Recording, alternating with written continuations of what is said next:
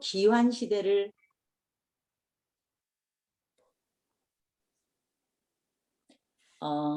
포로 귀환 시대를 보고 있습니다. 포로 귀환 시대를 보는데 우리가 그 전에 여러분들이 에스라서를 보시면서 에스라서의 6장까지가 80년 전에 귀환했던 에스라가 2차 귀환인데 에스라가 귀환하기 전에 80년 전에 귀환했던 스토리를 정리를 해서 6장까지 정리를 해서 주셨어요. 그리고 나서 뭐 며칠 차이로 7장에 며칠이 지난 것처럼 얘기하지만 이거는 정말로 오랜 시간이 지난 몇십 년이 지난 후에 이제 성전을 짓고 나고 성전을 짓고 난 다음에 지금 60년이 흘렀던 이 시점에서 에스라가 2차로 바벨론에서 귀환했죠. 그래서 귀환하는 얘기와 에스라가 돌아와서 사회와 종교를 개혁했던 얘기들을 이렇게 에스라서에 쓰고 10장에서 마무리가 됐어요. 그리고 느헤미야는 무슨 책인가? 우리는 성벽 재건한다. 우리가 전번에 기억하시죠?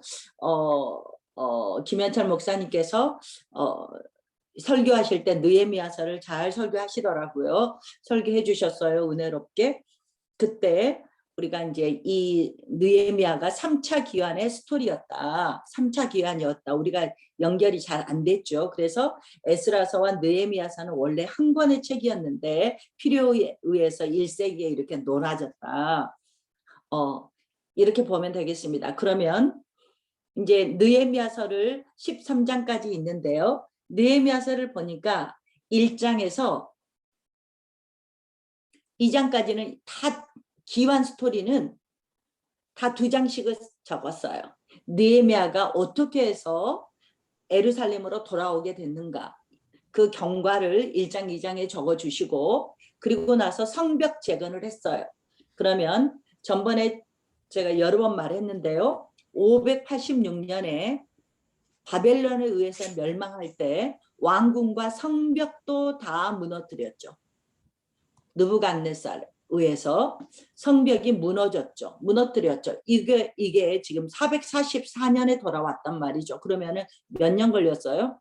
144년 동안 예루살렘 성전은 지었지만 예루살렘에서 성전은 지어져 있는데 이 성전을 예루살렘 성을 보호할 만한 성벽은 없었다는 거죠. 멸망한 시점부터 지금까지. 그래서 이거 이유 때문에 예루살렘과 유다가 1차, 2차 귀한 자들이 너무나 황폐하게 살고 있다는 소식을 듣고 엉엉 울면서 하나님께 기도하고 돌아오게 되죠. 느헤미야서의 이제 특징을 느헤미야서를 우리가 한번 이렇게 열어 놓으시고 느헤미야 성경책을 열어 놓으시고 볼게요. 우리가 하는 사이에 얘기하는 사이에 거의 다 들어오신 것 같아요.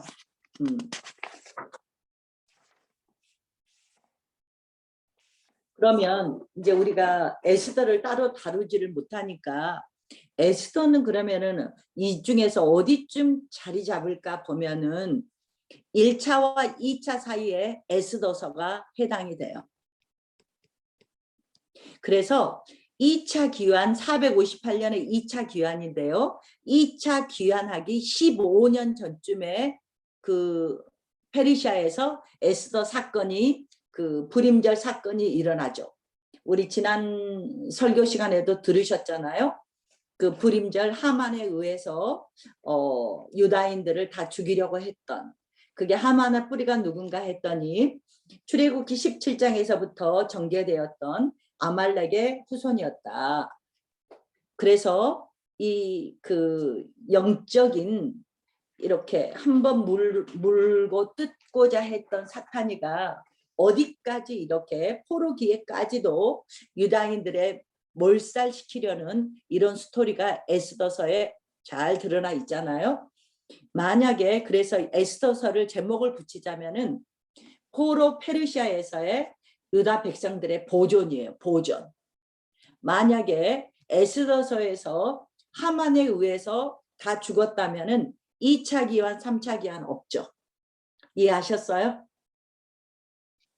2차 기환 15년 전에, 그러면은 연도로 따지면은 473년, 474년, 그러니까 2차 기환에 15년 전쯤에서 에스더 사건이 페르시아에서 일어났다. 그래서 하나님께서 하나님의 백성의 보존 스토리가 에스더서다.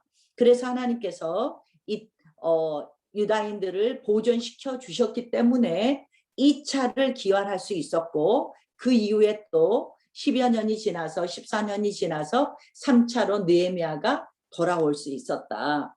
그래서 에스더서도 굉장히 의미가 있죠. 네, 의미 없는 책이 어디 있겠어요? 그래서 우리가 지금 느헤미야서를 1장부터 열어놓으시고, 느헤미야서에서 뭐 했냐 그러면은 두 가지예요. 성벽 재건했습니다. 에스라와 함께, 에스라랑 느헤미야는 동시대 사람이에요. 에스라가 종교 개혁을 하고 있을 때 느헤미야가 총독으로 왔죠. 그래서 함께 개혁의 사건을 이루었을 때 얼마나 둘이 팀이 돼서, 이게 팀 사역의 장점이란 말이죠. 한 사람이 천을 이기고 두 사람이 만을 이긴다고, 두 사람이 함께 이렇게 종교 개혁을 하고, 종교를 개혁하고, 신앙을 개혁하고, 사회적인 제반, 종교가 개혁이 되면은 사회적인 죄의 문제도 개혁이 함께 되죠. 네. 그래서 그리고 이제 느헤미야가 성벽을, 예루살렘에 성벽을 재건했다. 그러면 물론 결론에 가서 보겠지만 이거 봐볼래요? 느헤미야사가 에스라와 느헤미야사가 원래 한 권이라 그랬어요. 처음에는 성전 재건이었어요. 1차 때. 2차 때는 마음의 성전의 재건이죠. 왜요? 이때하고 이때하고 벌써 80년이 지난 시점이란 말이죠. 80년이 지나면은 1차에 돌아왔던 사람들의 그 열성과 성전을 건축했던 그분들의 그 신앙이, 신앙 세대가 무너진 거죠. 지나간 거죠. 세대가 2차 기환 때는 1차에 성전 재건했던 이 세대가 하나님께로 돌아가고 새로운 시대인 거죠. 이럴 때 몇 대를 지나지 않아서 이미 무너져 있는 모습을 에스라 때 보면은, 종교개혁하는 걸 보면 이미 섞여 있고, 주일날도 일하고 하나님께 이미 형식적인 예배를 드리고, 이런 것들을 우리가 다 발견할 수 있단 말이죠. 그래서 1차 기환은 보이는 성전을 재건했다면 2차 기환은 마음의 성전을 재건하는 스토리죠. 그렇죠? 우리가 성전이니까 마음의 성전을 재건하는 스토리. 그러면 3차 기환에서는 우리의 마음의 성전을 재건할 뿐만 아니라 제대로 세상과 하나님의 사람의 그 사는 거룩의 바운더리를 정해주는 이 성벽을 지음으로써 세상과 거룩의 분리를 시켜주는 거죠. 그래서 이게 전체가 하나가 돼야지 이게 제대로 된 성전이구나라는 걸 우리에게 보여주죠. 이해하셨죠? 네. 그래서 이게 따로따로의 이야기가 아니구나. 하나님께서 에스라서와 느헤미야서를 함께 우리한테 보게 하시면서 우리에게 포로기 이후에 기환한 세대들이 하나님께서 이 땅에 주시고자 했던 것들이 무엇인가를 우리가 감을 잡아볼 수 있는 거죠. 네, 그러면 느헤미야 스토리 여러분이 다 안다. 그리고 13장까지밖에 아니기 때문에 대강 여러분이 요점이라도 봤다고 생각하고, 느헤미야 때 우리가 시대가 언젠가 했더니 586에서 444를 빼니까 142년이 지난 시점이다. 그러면 만약에 우리는 덕도를 뺏기지 않게 하려고 어때요? 군대를 파송하잖아요. 이랬던 것처럼 한 나라가 세워졌고 한 나라가 돌아와서 물론 페르시아의 종속은 됐지만 한 나라로서 이렇게 자주권을 행사하기 위해서는 어때요? 성벽도 없는 나라가 어떻게 자주권이 행사가 되겠어요? 그러니까 다른 나라에 다 먹이사슬일 뿐이죠. 가장 약한 먹이사슬에 이렇게 힘들었던 거죠. 이 성벽을 쌓았을 때 사이즈를 보니까 다윗 왕조 때, 다윗 왕국 때 5분의 1이에요. 60만 제곱킬로였다면 지금은 12만 정도의 거의 5분의 1로 축소된 성벽을 이렇게 이제 그 시기가 시기이니만큼 그렇게 했겠죠. 그리고 이 성벽을 여러분 궁금하잖아요. 길이가 6km였어요. 길이가 6km고 두께는 5m였어요. 우리가 몇 번 얘기했지만 여리고성이나 예전의 성벽이 어쨌냐면 성벽 하나 쌓고 외벽 쌓고 중간 놔두고 내벽을 쌓았어요. 왜요? 그만큼 밖에서 한번 무너뜨려도 속에가 또 성벽이 하나 있으니까 무너지지 않게 하려고 그랬는데 이때는 어때요? 5m 두께였어요. 길이가 6km고 높이는 15m. 네. 이렇게 그리고 그 성벽이 있으면 성벽이 이렇게 있다면은 문을 10개를 만들었어요. 문을 10개를 만들었고 그리고 이제 가장 중요한 게 밖에 보초를 서서 저기 오나 안 오나 볼 게 아니에요. 이걸 망대라 그러죠. 4개의 망대가 있었죠. 4개의 망대고 10개의 문이고 뭐 높이가 15m였고 이런 성벽을 며칠 만에 만들었죠. 52일이라고 여러분 52주니까 52일 만에 정확하게 52일 만에 이제 6장 가서 보시겠습니다. 이렇게 했던 52일 프로젝트다.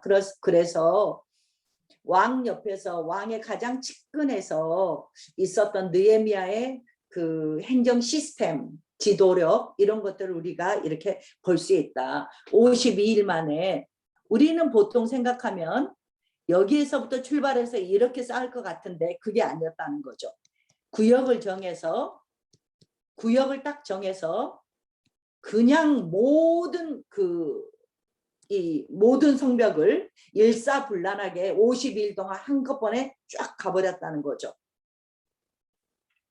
52일에 탁월한 행정력을 볼 수 있었다. 그래서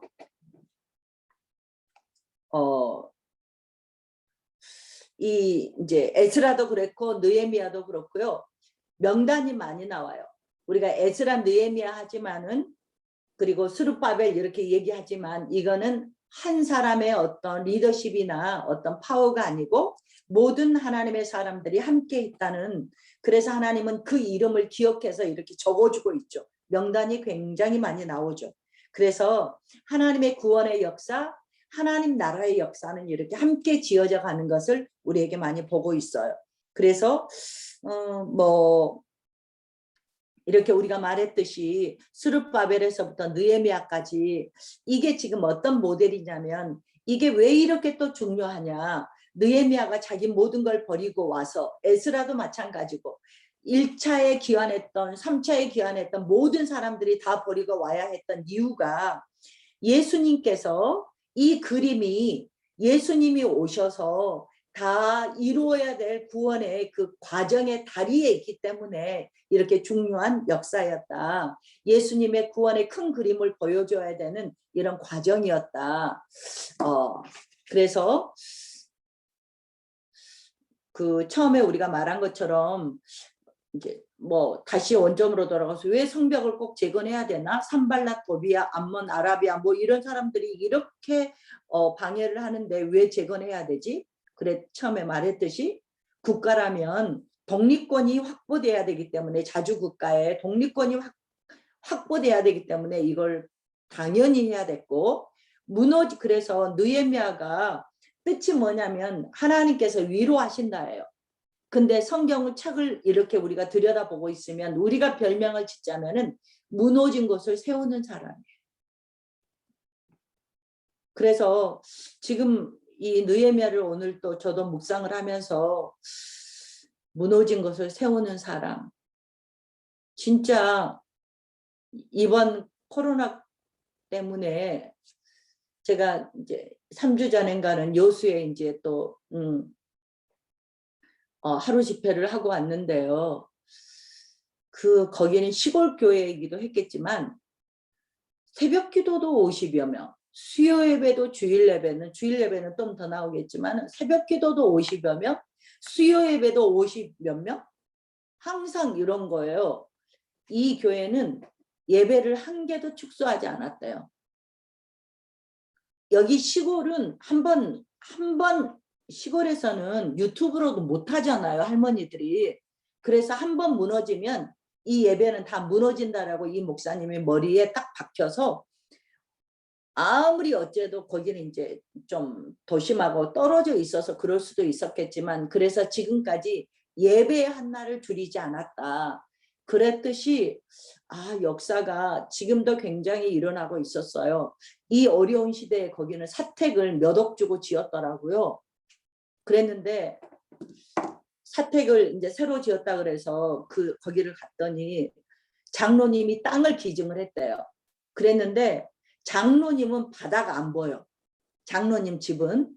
근데 사택은 딱 앉아 있으니까 우와 여기가 천국 아니야 할 정도로 앞에 바다가 쫙 보이고 나무가 보이고 섬이 보이고 환상적인 거예요. 그래서 장로님이 좋은 걸 드려야지.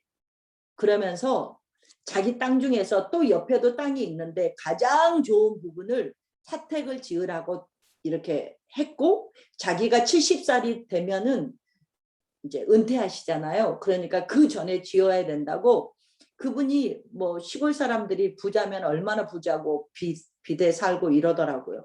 그랬는데요. 그렇게 해서 어쨌든 어찌해서 빚 없이 짓고 너무 예쁘게 지었어요. 그랬는데요. 볼래요? 그 장로님이 어장을 하는데 3년 전에 내가 간증했을까요? 자기가 미쳤다고 생각했대요. 60만 마리의 치어를 자기 어장에다 넣었대요. 그랬는데 이게 새끼를 깠는지 팔아도 지금 거기에서 나온대요. 근데 요즘에 어장이 흉년이래요. 그래갖고 가격도 되게 잘 받고 다른 사람이 볼까봐 미안할 정도로.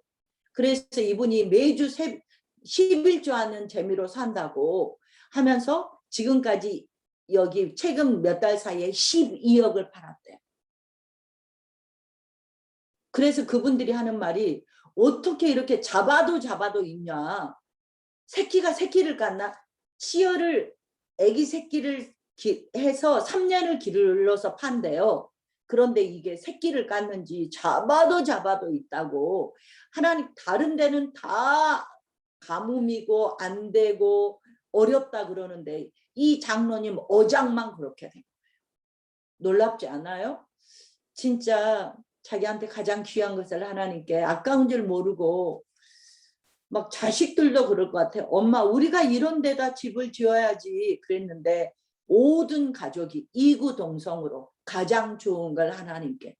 이런 역사는 계속 이렇게 어디든 하나님은 우리가 뭐라고 말하는 거 죽었다 깨어난 얘기를 해도 우리가 그 하나님의 역사는 입에 담을 수 없는 더 최고의 역사들은 정말 끊임없이 일어나는 것 같아요. 정말 감사했고요. 그래서 왜 이렇게 성벽을 재건해야 되는가 이제 우리가 지금 말하고 있죠. 그리고 성벽에서 우리가 느헤미야 뒤쪽에서도 알 수 있지만은 재판 기능 뭐 거기에서도 봤죠. 룻기에서도 재판 등의 기능을 담당하는 장소이기도 했지만 우리가 처음에 말한 것처럼 가장 중요한 건 세상과 하나님의 나라의 구별이에요. 세상에 문화가 들어오지 못하도록 하나님의 말씀이 통치하는 이런 사회가 되도록 이런 경계가 필요하단 말이죠. 그러니까 사탄은 어때요? 이걸 못 보는 거죠.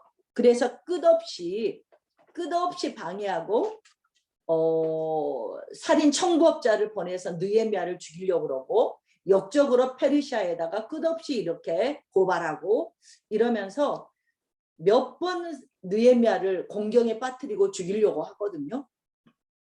근데 느헤미야서에 기도가 몇 번 나오냐면 11번 나와요. 13장까지 있는데 11번 나와요. 그래서 느헤미야는 정말로 처음부터 끝까지 어떻게 이렇게 담대할 수 있는가. 라는 것은 어떻게 이렇게 지혜로울 수 있고 어떻게 이렇게 담대할 수 있지? 사방에 우겨쌈을 당해도 이렇게 전진할 수 있지? 하나님의 나라를 이렇게 전진시킬 수 있지라는 걸 보면 중심에 기도였다는 거죠. 기도의 용사였습니다. 네. 네. 그래서 사탄은 하나님의 나라가 이렇게 견고하게 세워지는 것을 결코 보지 않더라. 지금 느헤미야 속의 내용들을 대강 말했어요. 그래서 이런 느헤미야는 영적 분별이 있었어요. 아무리 죽인다 그래도 이게 분별할 수 있는 이런 게 그 중심에 하나님과의 그 기도 속에서 이 모든 것들이 지혜와 명철과 분별할 수 있는 이런 것들이 있었다. 네, 우리가 이렇게 보면서 느헤미야 이제 느헤미야는 지금 우리가 무너진 것을 세우는 사람이라고 우리가 별명을 한번 짚어보자 그랬는데요. 진짜로 우리가 코로나 이전에 비해서 우리의 마음이 많이 무너져 있어요. 그래서 이것을 구약의 거의 마지막인데 에스라와 느헤미야가 왜 중요하냐면 이게 우리가 이제 이거 하고 나면은 구약 끝나거든요. 중간기의 모토가 되는 책이에요. 다니엘서도 마찬가지겠지만 에스라 느헤미야서라는 율법서를 중심으로 중간기에 이런 것들이 또 하스모니안 왕조가 이제 조금 이따 볼 건데 이런 것들이 뿌리가 되어서 굉장히 중간기에 중요한 역할을 하게 되죠. 그래서 뭐 이것도 결국은 이게 밖에 있는 성전을 세우고 우리 안에 성전을 세우고 이렇게 사회의 거룩이 세워지도록 하고 여기까지가 성전이구나라는 것을 우리에게 지금 보여주고 있어요. 제가 무슨 세미나 때문에 예수마을교회를 갔어요. 예수마을교회를 갔는데 거기가 무당촌이었고 거의가 술집이었대요. 그랬는데 그 교회는 사회하고 교회하고 유지들이 함께해서 그 근처에 술집이 없는, 그래서 청소년 범죄가 때로는 제로가 될 정도로 그 마을을 이렇게 변화를 시켰더라고요. 우리도 뭐 주깅 뭐 플로깅 하면서 한 발자국 한 발자국 나가고 있는데 정말 여기까지가 우리가 해야 되는 정말 성전의 역할이구나라는 걸 정확하게 보여주고 있어서 말이 길어졌습니다. 1장 2장 이렇게 눈으로 보시고 1장 2장에 소명을 받는 스토리예요.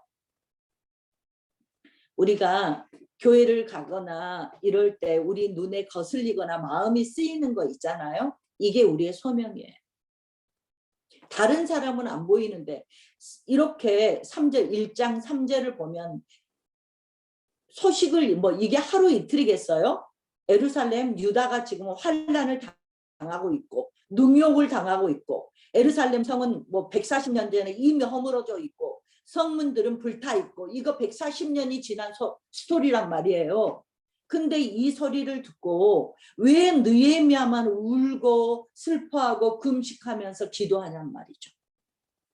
어떤 것들이 내 마음에 이렇게 꽂히고 이런 게 우리의 사명이다. 만약에 느헤미야가 자기의 이런 자리를 내려놓잖아요. 근데 누구는 그러더라고요. 하나님이 처음에는 우리한테 있는 걸 뺏어가시면 뺏어갔다고 해요. 그러면 이게 신앙적인 측면에서는 내려놓음이라 그래요. 근데 뺏어가고 내려놓고 이 다음에 조금 더 가면 어때요? 우리가 버리게 되죠.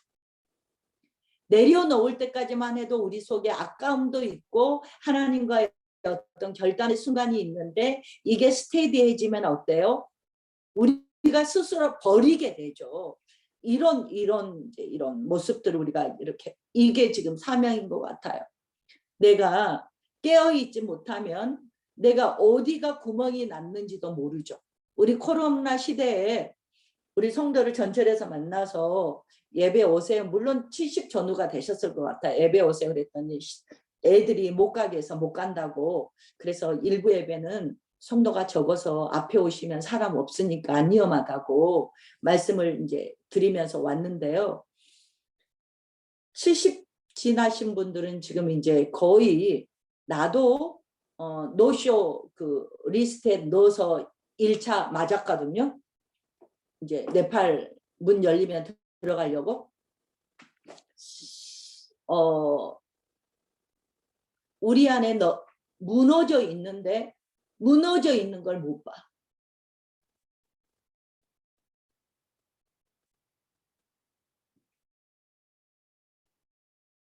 그렇죠. 이걸 볼 수 있는 분들이 소원하기는 예배들이 많이 생겼으면 좋겠어요. 소원하기는 정말로 그 코로나 이전보다 더 많은 예배 우리가 정말 사모했으면 좋겠어요. 거기까지만 갈게요. 그래서 2장의 마지막을 보면 이제 결국은 18절 왕의 손이 하나님의 선한 손이 나를 도우신 일과 왕이 느헤미야에게 말해서 이제 일어나서 건축하자 하고 힘을 내어서 이렇게 일을 돌아와서 일을 하려고 하죠. 그랬는데 19절에 사람들 이렇게 보세요. 산발락, 암몬 사람 도비야. 도비야 조금 끝에까지 나온 사람이 도비야예요. 한번 봐두세요. 아라비아 사람 게셈. 그리고 이런 사람들이 비웃으면서 예루살렘 성벽을 건축한다 그러니까 이제 뭐 계속 3장, 4장에서는 대놓고 이제 방해하는 모습들이 나오기 시작합니다. 1장, 2장은 이렇게 기완에서 성벽을 쌓고 기완에서 이제 성벽을 쌓으려고 왔던 이런 마음들을 적어놨고요. 그래서 만약에 느헤미야가 돌아오지 않았다면 버리고 내려놓고 돌아오지 않았다면 느헤미야라는 이름이 우리한테 한 번이라도 알겠어요? 느헤미야가 이게 자기의 사명인 줄 알고 돌아와서 이 일을 했기 때문에 느헤미야서라는 이 책까지 성경 속에 있으면서 진짜로 에스더만 이때를 위해서 네가 여기에 있다고 했던 것처럼 느헤미야도 에스라도 이때를 위해서 자기가 존재했다는 걸 알겠죠. 정말 우리가 코로나 시대에 이때를 위해서 우리는 과연 뭐를 해야 될지 고민하면서 한번 우리가 했으면 좋겠어요. 그래서 3장은 이렇게 그 자기 영역들 성벽을 쌓는 자기 집 문 앞이랄지 자기들의 거주하는 지역들을 딱 분담을 해서 분담해서 뭐 자물쇠도 하고 문짝도 달고 성벽도 달고 이런 모습들이 3장에 계속 나오죠. 뭐 성벽하고 문 달고 빗장 채우고 그래 이렇게 열심히 하고 있는데 4장은 죽을 사자처럼 방해하는 스토리들이 쫙 나오고 있어요. 그럼에도 불구하고 4장 14절을 보면 중간에 볼게요. 너희는 그들을 두려워하지 말고 지극히 크시고 두려우신 주를 기억하고 너희 형제 자녀 아내와 집을 위하여 싸우라 이러면서 이제 계속 보시면 20절에 하나님이 우리를 위하여 싸우시리라. 우리 화요 언바스 때도 우리가 비슷한 말씀을 우리가 했죠. 하나님이 우리를 위해서 행하신다는 거죠. 그래서 21절 어느 정도로 열심히 했냐. 절반은 동틀 때부터 별 나기까지. 뭐 북한에 이 정도 되면 새벽 별 보기 운동이잖아요. 이렇게 했다는 거죠. 그래서 22절 마지막에 보니까 어때요? 서로 교체해 가면서 파수하고 일하고 그래서 23절 뭐 누구나 옷도 벗지 않고 한 손에는 이제 뒤에 나오는데 한 손에는 병기를 잡고 한 손에는 일 도구를 잡고 이렇게 일했던 이런 어떤 방해가 있어도 스탑을 안 하는 거죠. 그랬는데 5장에는 이제 흉년이 들었던 얘기예요. 흉년 들어서 재난이 들어서 막 형제가 팔리고 밭이 팔리고 이랬었을 때 중간에 개혁이 한번 일어났죠. 10절 5장 10절에 구워준 거 이자 받기를 그치고 11절 구워줬고 빌려줘서 대신 받았던 것들을 다 돌려보내라 했고 12절 말씀대로 다 돌려보내고 아무것도 요구하지 않기로 맹세했고 그러니까 뭐 자기 돈이 손해보는 거잖아요. 이런 것들에 개의치 않고 그 무엇이 중요한데 지금 뭐가 중요한데 하나님의 나라를 세우는 게 중요하지 개인적인 이런 이익에 딱 하나님의 나라가 내 중심에 내 삶의 모토로 딱 세워져 버리면 나한테 있는 이권의 문제가 더 이상 이권이 문제가 되지 않는 걸 보여주죠. 그러면 백성만 그랬냐 14절 이게 제가 처음에 간증 나갈 때 받았던 큐티 말씀이에요. 중간에 보시면 14절 아래 보면 느헤미야도 12년 동안 총독으로 있을 때 총독에 자기 형제들도 녹을 먹자 월급을 받지 않았다는 거죠. 월급만 안 받았어요. 15절 16절 보면 오히려 성벽 공사에 힘을 다해서 땅도 안 사고 또 17절 18절 자기 있는 재산을 통틀어서 매일 이렇게 잔치를 할 정도로 많은 사람들에게 베풀었다는 이야기.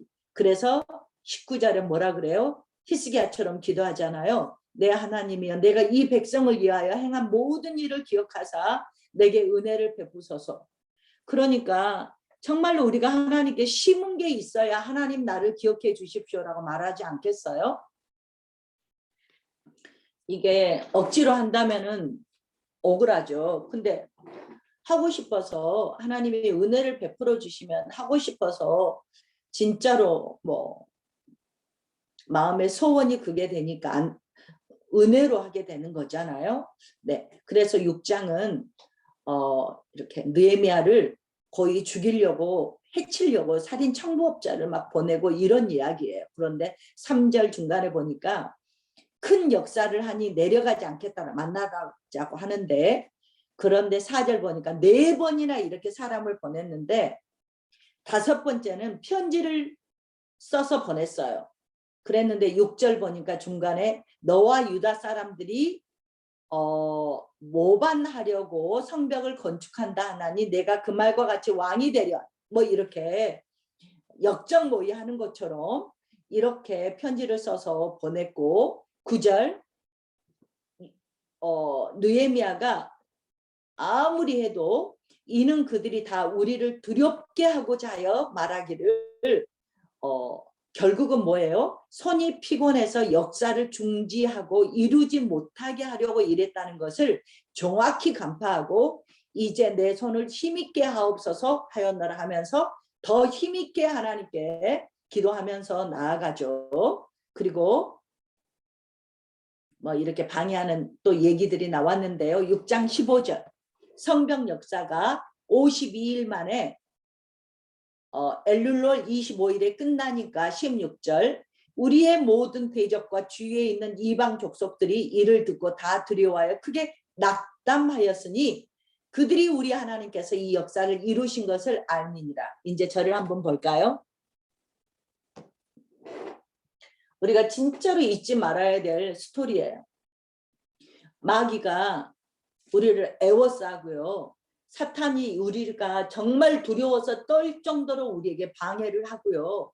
삶 속에서 정말 손해를 입히고 어떻게 해든지 하나님께서 하나님이 우리에게 주신 사명에서 나가 떨어지게 하려고 했는데 그럼에도 불구하고 기도하면서 전진하면은 사탄이가 어떻게 되냐면 16절 중간에 있는 것처럼 그들이 두려워서 크게 낙담하게 되더라고요.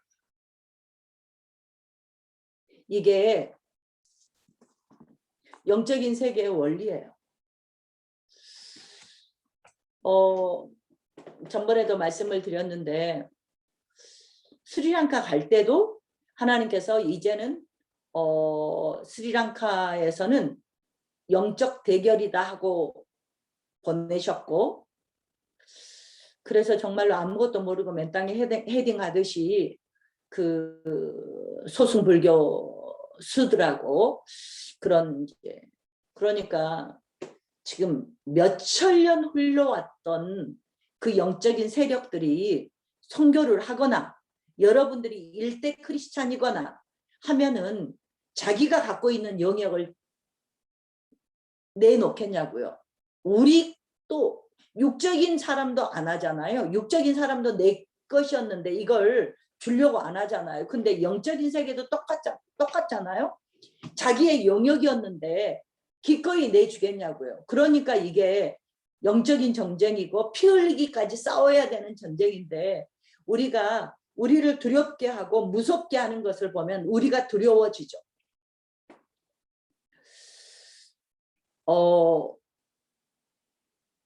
이제 네팔에 가는 것도 이번에는 하나님께서 물론 말씀 사역, 성경 스케치 사역도 하고 맥 사역도 하고 교회 개척 사역도 하고 하지만은 당분간은 학교 사역에 주력을 해야 되니까 하나님께서는 이번에는 다른 생각 별로 안 했는데 어땠어요? 최근에 말 들었다고 말씀드렸잖아요. 거기가 그 학교가 힌두 신전이 있었던 자리여서 모든 그 동네 사람들이 백몇십 명이 와서 이제 이거 신전을 파했기 때문에 피가 말라서 죽는다 이런 저주가 내려졌고 거기에서 몇천 년이 흘렀던 힌두 신의 그 귀신들이 날 잡아 잡수하고 하겠냐고요. 그러니까 지금도 어떻게 하면 쫓아낼까? 어떻게 하면은 그 하나님의 교회가 거기 안에 또 교회도 세워질 거거든요. 거기는 하나님의 교회 진짜 그 어린 아이들이지만 이 애들을 정말 다니엘과 사무엘처럼 하나님의 히딩카드 다음 넥스트 세대의 히딩카드를 만들기 위해서 그 학교가 있고 우리도 함께 섬기는 건데 이게 정말 성전을 세워가는 과정인데 원샷하니까 가만히 있겠냐고요. 그래갖고 그냥 그 전에는 몰랐을 때는 그냥 기도가 됐는데요. 알고 나니까 어떻게 흥미진진하게 기도가 되는지 하나님이 또 은혜를 쏟아주시고 하나님이 역사하시고 어떻게 하나님이 또 행하실지 지금부터 궁금하고 하나님은 그들을 크게 낙담시킬 수밖에 없고 아무리 어려운 여건들이 계속된다 그래도 하나님이 승리하실 수밖에 없는 싸움을 우리는 그냥 견디고 기도로 나가면 말씀과 기도로 나가면 주님이 세워주실 것이니까 이 승리를 보고 하잖아요. 우리 모든 사건도 마찬가지인 거. 이 코로나 시대에 이제 백신 들어오고 뭐 마스크 벗는다 이 소리까지 이제 지금 이미 나왔는데 어떤 것을 불문하고 여러분 가정과 여러분 주변에 있는 모든 사람들이 팬데믹보다 더 낚아채는 팬데믹 시대를 통해서 우리를 낙담시키려고 했던 이 사탄의 계략이 있을 거 아니에요. 이것을 우리가 그들을 낙담시키는 이런 하나님의 사람이 돼야지 우리가 코로나 때문에 낙담되는 그리고 우리 신앙이 퇴보하는 이거는 아니지 않냐는 거죠. 그래서 진짜 느헤미야서를 보고 있으니까 기도가 막 저절로 되고 이제 뭐 그 6장 16절은 우리가 별표를 쳐놓고 이방 족속들이 이를 듣고 모든 대적과 이방 족속들이 이를 듣고 다 두려워하여 크게 낙담하였으니 그들이 우리 하나님께서 이 역사를 이루신 것을 알미지라. 그래서 우리가 예수님을 믿어도 기도 빠지고 말씀을 붙잡는 기도 말씀이 지식이 돼버리면 이거 땡이잖아요. 하나님 앞에 뭐 써먹을 게 있겠어요. 근데 이게 말씀이 정말로 살아있는 역사로 드러나게 할 수 있는 것은 기도밖에 없는데 이렇게 해서 우리 삶 속에서 이런 역사들이 이미 지금도 일어나고 여러분도 다 일어나고 있잖아요. 그래서 우리가 기도하면 할수록 어때요? 사탄이가 두려워하고 사탄이가 우리를 두려워하지 우리가 사탄이를 두려워하는 존재가 아니라는 거죠. 그래서 결국 우리는 승리할 수밖에 없고 하나님이 우리를 위해서 예비한 것은 어마무시해서 우리가 정말 상상할 수 없는 것인데 이것들을 우리가 정말 보물을 캐내듯이 하나님 나라 갈 때까지 캐내어지기를 정말 소망해 봅니다.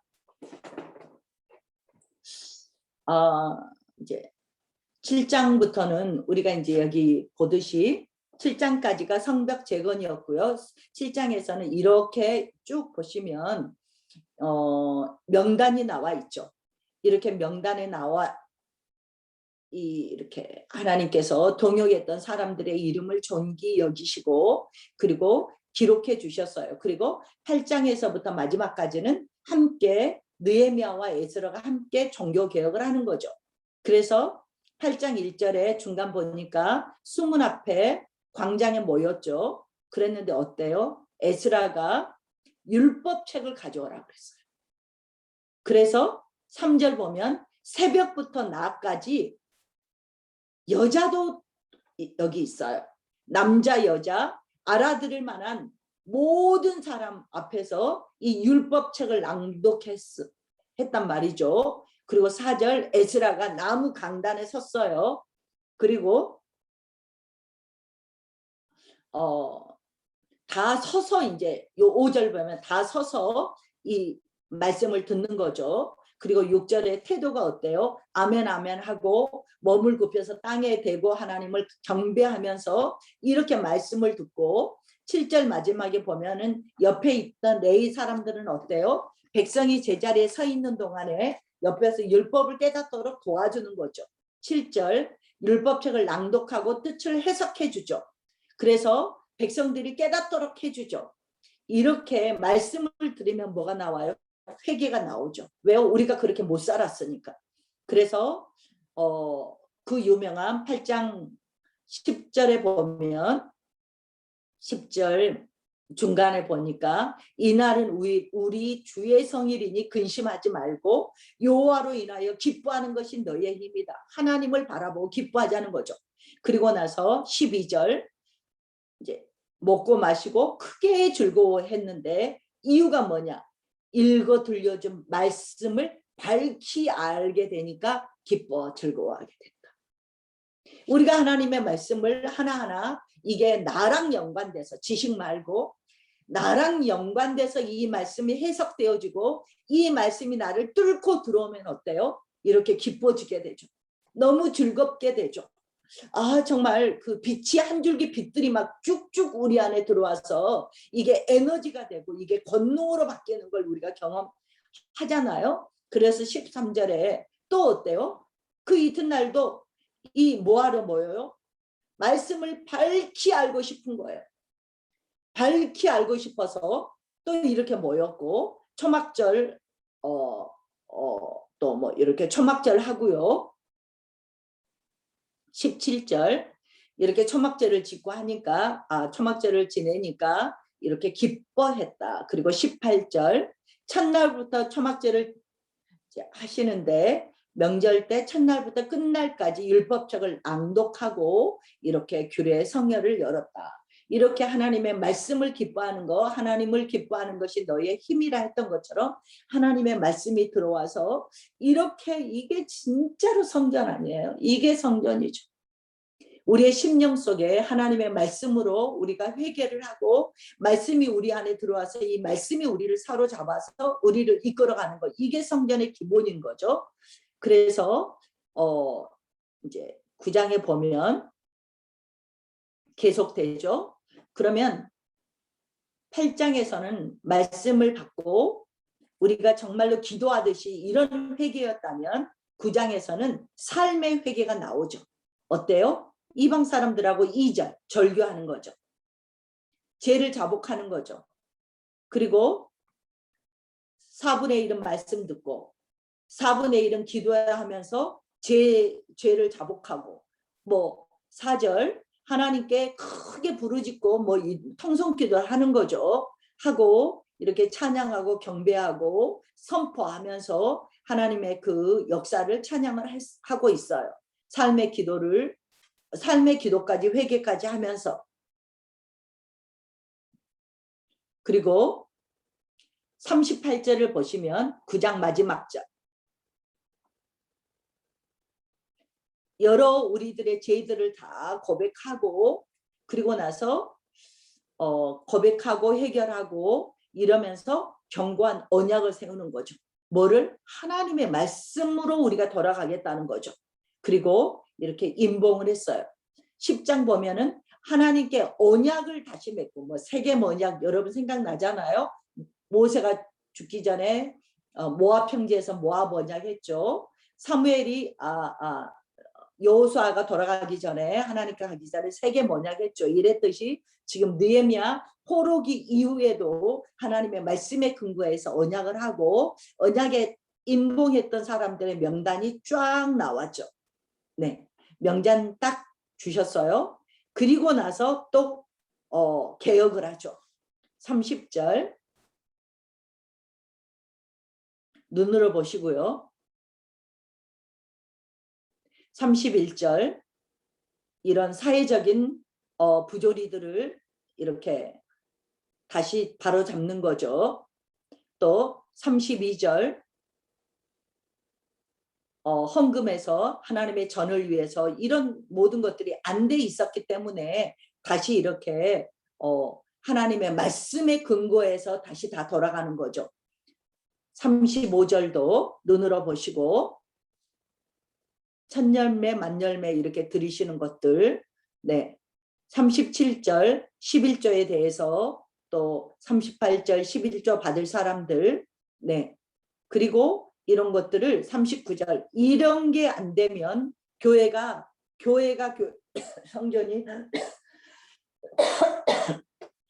성전이 성전답지 못하죠.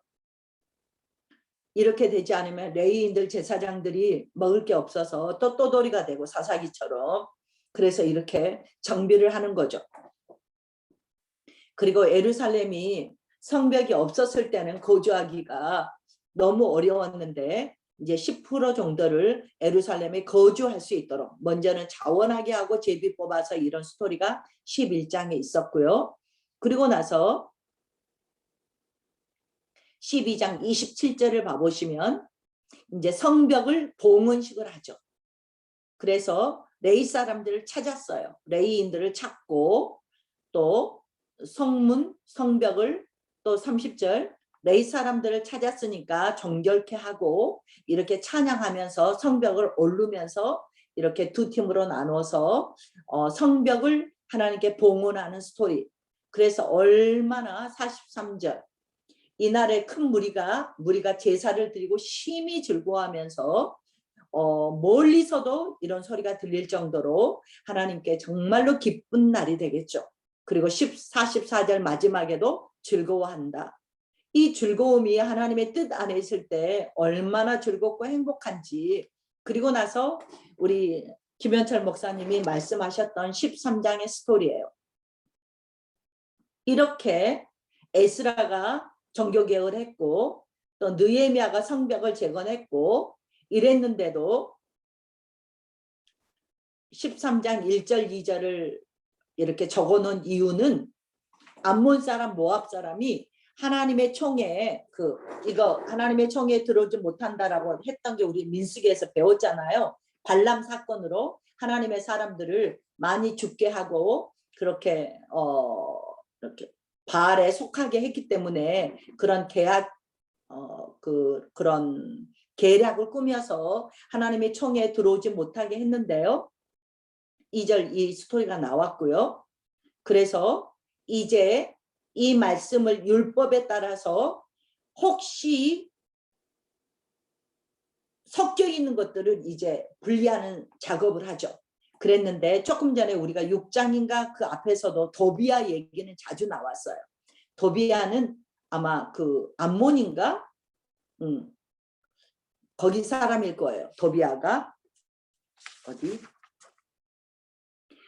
6장 19절에서 이렇게 보면 이제 17절에서부터 나온다. 그래서 그 도비아가 얼마나 유대 사람들하고 자녀들 결혼까지 시키고 동맹 관계를 유지했던 사람이에요. 유대 사회에다가 자기의 뿌리를 깊이 박았던 사람이에요. 예. 내가 지금 빨리 못 찾겠는 처음에 우리가 읽었죠. 암몬 계열이었던 도비아를 우리가 기억할 거예요. 처음에 읽었어요. 그래서 6절 보니까 바벨론한 아닥사스다 32년에 내가 왕에게 갔다가 며칠 후에 말미를 받아서 예루살렘에 와보니까 엘리야십이 도비아를 위하여, 엘리야십이 누구냐면 대제사장이에요. 엘리야십이 누구의 후손이냐면 에스라의 후손이에요. 에스라가 대제사장이었, 자기가 아론의 16대손이라고 말했잖아요. 그러니까 도비아가 엘리야십의 도움을 받고 하나님의 전 안에 이렇게 틀어박혀서 살고 있었어요. 그래서 느헤미야가 어쨌어요? 심히 근심해서 세간까지 다 던져버렸어요. 그리고 9절에 그 성전 안에 있었던 도비아의 방을 깨끗하게 하고 하나님의 정과 이런 것들을 채워놨어요. 네, 이래서 느헤미야가 이제 이렇게 끝까지 개혁을 계속한다. 그 동안에 이렇게 세대가 바뀌면서 또 들어와 있고 또 들어와 있고 이런 것들을, 그리고 12절에 보니까 11절을 곡간에 드리고 15절에 보니까 안식일에 일하는 사람들을 경계하려고 어땠어요? 이렇게 이런 사람들은 이제 뭐 19절까지도 계속 안식일 얘기가 나와요. 그래서 안식일에 이후로 이렇게 장사도 못하고 나오지 못하도록 22절에 보니까 문을 잠가버렸어요. 여기는 문 잠궜다는 얘기가 안 나오는데요. 문을 그냥 안식일 날은 닫아버렸어요.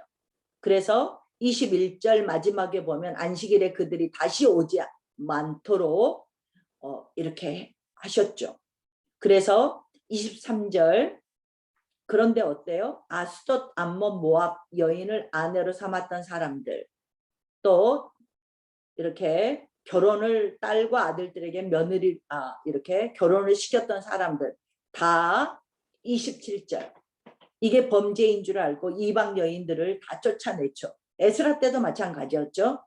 그래서 엘리야십이 대제사장이라고 위에서 말했잖아요. 그의 아들 요야다도 호란 사람 산발랏, 처음부터 4장부터 뭐 했던 사람이 방해했던 사람 산발랏이잖아요. 그러니까 대제사장의 그 가문에서부터 이렇게 섞여 있는데 일반 사람들은 어쩌겠나 하는 거죠. 그래서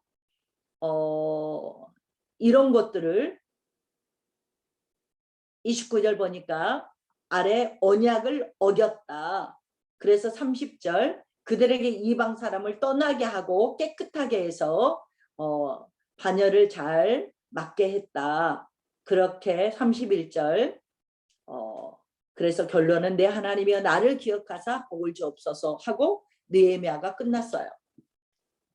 그러면 에스라와 느헤미야서를 통해서요, 제가 에스라와 느헤미야서를 굉장히 강조해서 두 권의 책을 포로 이후에 사회가 어떠했는가를 조금 더 보려면은 여러분이 말라기를 한번 4장밖에 없으니까 더 보시면 돼요.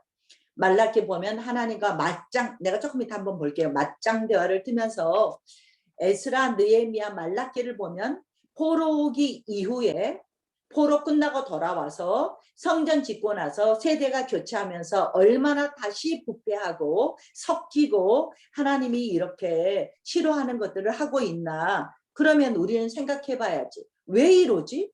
도대체 왜 이러는 거야? 그래서 우리가 지난 시간에 뭐라 그랬냐면 우리가 개혁을 하지 않고 가만히만 있어도 우리는 타락해. 내가 하나님의 말씀으로 날마다 주님이 주신 말씀으로 내가 내 죄를 발견하고 하나님의 말씀이 이랬으니 내가 오늘은 이 말씀에 근거해서 내가 이 삶을 큐티 적용이죠. 이렇게 살아나겠습니다라는 의식을 갖고 있지 않으면 이미 죄에 지고 있어요. 그래서 우리는 어렵지만 풍요로운 세대에 살고 있죠.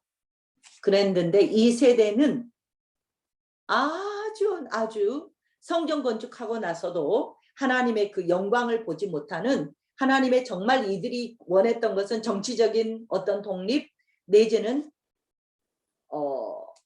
어떤 그 부요 이런 것들이 정말 와야 되는데 이게 없었거든요. 그러면 여러분은 하나님을 믿겠어요? 하나님을 믿었는데도 여전히 어려워. 성전까지 그렇게 어렵게 성전까지 지었는데도 여전히 힘들고 사는 게 척박해요. 지금 이런 거란 말이죠. 이런 때라도 그래서 우리 세대가 너무나 행복한 것 같아요. 이들은 하나님의 말씀에 하나님의 섭리와 계획을 다 알지 못하는 세대에 살고 있잖아요. 그러니까 하나님의 말씀을 끝까지 믿지 못하고 이럴 수 있을 거예요. 근데 우리는 예수님이 주신 복음의 세대를 지금 살고 있어요. 그래서 하나님의 나라가 어떻게 이루어지고 예수님이 우리를 이런 정치적인 구원도 아니고 육체적인 구원도 주시지만 이게 목적이 아니고 영생이라는 하나님의 나라가 우리에게 포커스라는 걸 알고 있기 때문에 참 쉽죠. 이때에 비해서는. 그럼에도 불구하고 우리가 예수님을 믿었는데 몇십 년간 이런 힘든 시절을 겪고 있다면 지금 이 세대 사람들처럼 지금 포로 이후에 기환했던 이 시대 말라기 시대의 사람들처럼 어쩌면 하나님께 벌맨소리를 하면서 막장 대화를 할 수도 있을 것 같아요. 그랬는데 이게 왜 중요하냐. 제가 처음에 결론을 주고 말씀을 나눴는데요. 에스라 느헤미야의 이런 운동이 암흑기에 영향을 줘요. 400년간 중간기에. 그래서 조금 이따 말하겠지만 400년간 중간기에 한 번 부흥운동이 일어나는데요. 이때 무지막지한 하나님의 순교자들이 생겨요. 이랬을 때 가장 거울이 됐던 성경이 누구였을까요? 다니엘이었겠죠. 다니엘서에 사자굴에도 들어가고 불 속에도 들어가고 이 하나님의 율법 기도하기 위해서 하나님의 말씀을 지키고 하나님을 배반하지 않으려고 다 자기를 버렸던 이런 기록과 이런 에스라 느헤미야의 개혁의 사건들이 다시 재현이 한번 되는 게 하스모니안 왕조 때 이제 한번 저희가 마카비 혁명을 일으켰을 때 스토리가 조금 이따 한번 할 거예요. 그래서 에스라 느헤미야와 이런 마지막에 이런 종교개혁이 얼마나 나머지 앞으로 예수님 오시기까지 400년의 역사에 또 틀을 제공하는 아주 중요한 개혁들이었어요. 두 번째는 이런 다시 성전을 포로로 갔다 와서 다시 성전을 짓고 종교를 개혁해서 몸된 성전을 또 짓고 또 세상과 문화와 어떻게 우리가 분리되어서 살아야 되는지 이런 총체적인 개혁과 성전의 의미를 확장시켜줬거든요. 예전에 구약은 성전만 성전이었는데 신약의 개혁처럼 신약의 성전이라는 개념처럼 에스라 느헤미야를 통해서 성전의 개념을 완전히 확장시켜 놨거든요. 이러면서 예수님의 성전의 기능을 잘 말해주고 있는 게 마지막 책들이에요. 네, 그래서 예수님의 구원 계획에 이렇게 중간에 있지만 구원 계획의 스토리를 이어갈 수 있는 다리 역할을 하기 때문에 굉장히 중요했고 그리고 제사장들이 회복되어지고 성전이 회복되어지고 제사가 회복되어지고 이러면서 이런 예수님이 오기까지 이런 제사와 경건한 공동체는 계속 되어야 되기 때문에 이런 마지막 개혁들이 이렇게 중요했다라고 우리가 보면서 이제 딱 말라기를 안 하고 지나갔으면 좋겠구만. 말라기는 그냥 몇 절만으로 정리를 할게요.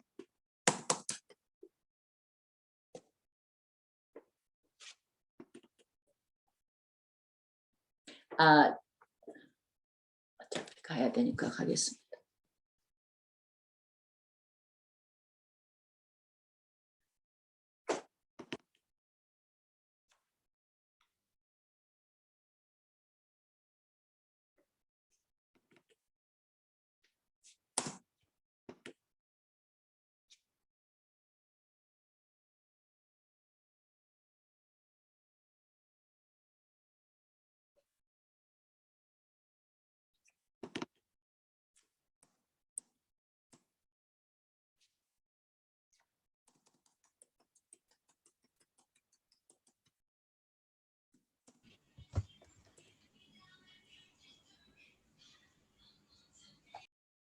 아니 갑자기 예쁜 사람들이 화면에 떠서 깜짝 놀랐습니다.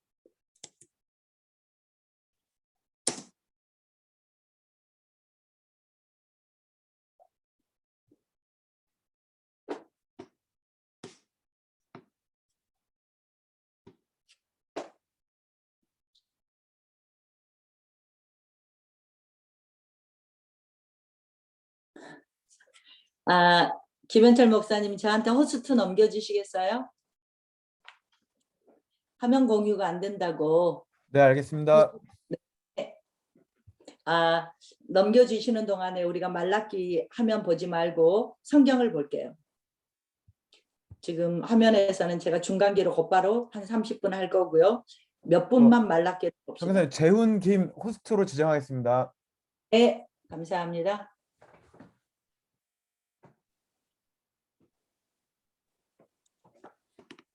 네, 됐습니다. 말라기가 언제 기록했냐 하면 두 가지 설이 있어요. 에스라 느헤미야의 이전에 썼다. 한 신학자들은 에스라 느헤미야 이후 서신 선지서다. 이렇게 보는데요. 이것은 뭐 신학자들도 결론을 못 낸 건데 저희가 어떻게 결론을 내겠어요? 그래서 그런 지론이 있다는 거 아시고, 어쨌든 말라기는 구약과 신약을 이렇게 다리 역할을 해준다. 그러면 왜 다리 역할을 하지? 라는 것을 잠깐 보자면 1장에서 2장까지는요. 6번 하나님과 벌맨 대화를 하는 거예요. 뭐 2절에 보면 하나님이 너희를 사랑했어. 그러면은 그들이 뭐라 그러냐면 어떻게 우리를 사랑하셨어요? 바꿔 말하면 얘야 내가 너희를 사랑해. 그러니까 언제 어떻게 우리를 사랑했어요? 뭐 이렇게 대드는 거예요. 이런 얘기가 뭐 네가 왜 이렇게 뭐 6절 보면 얘들아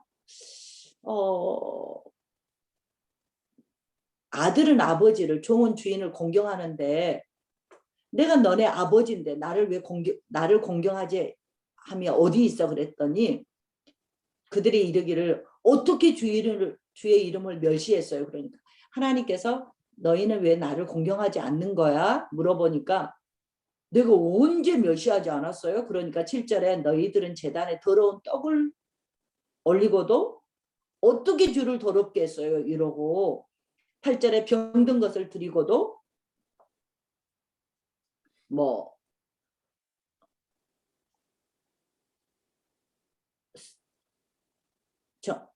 계속 그 나쁜 얘기를 하고, 그래서 10절에 뭐라 그러냐면 하나님께서 성전 문을 닫아버렸으면 좋겠다. 너희들이 손으로 드리는 것도 받지 않겠다.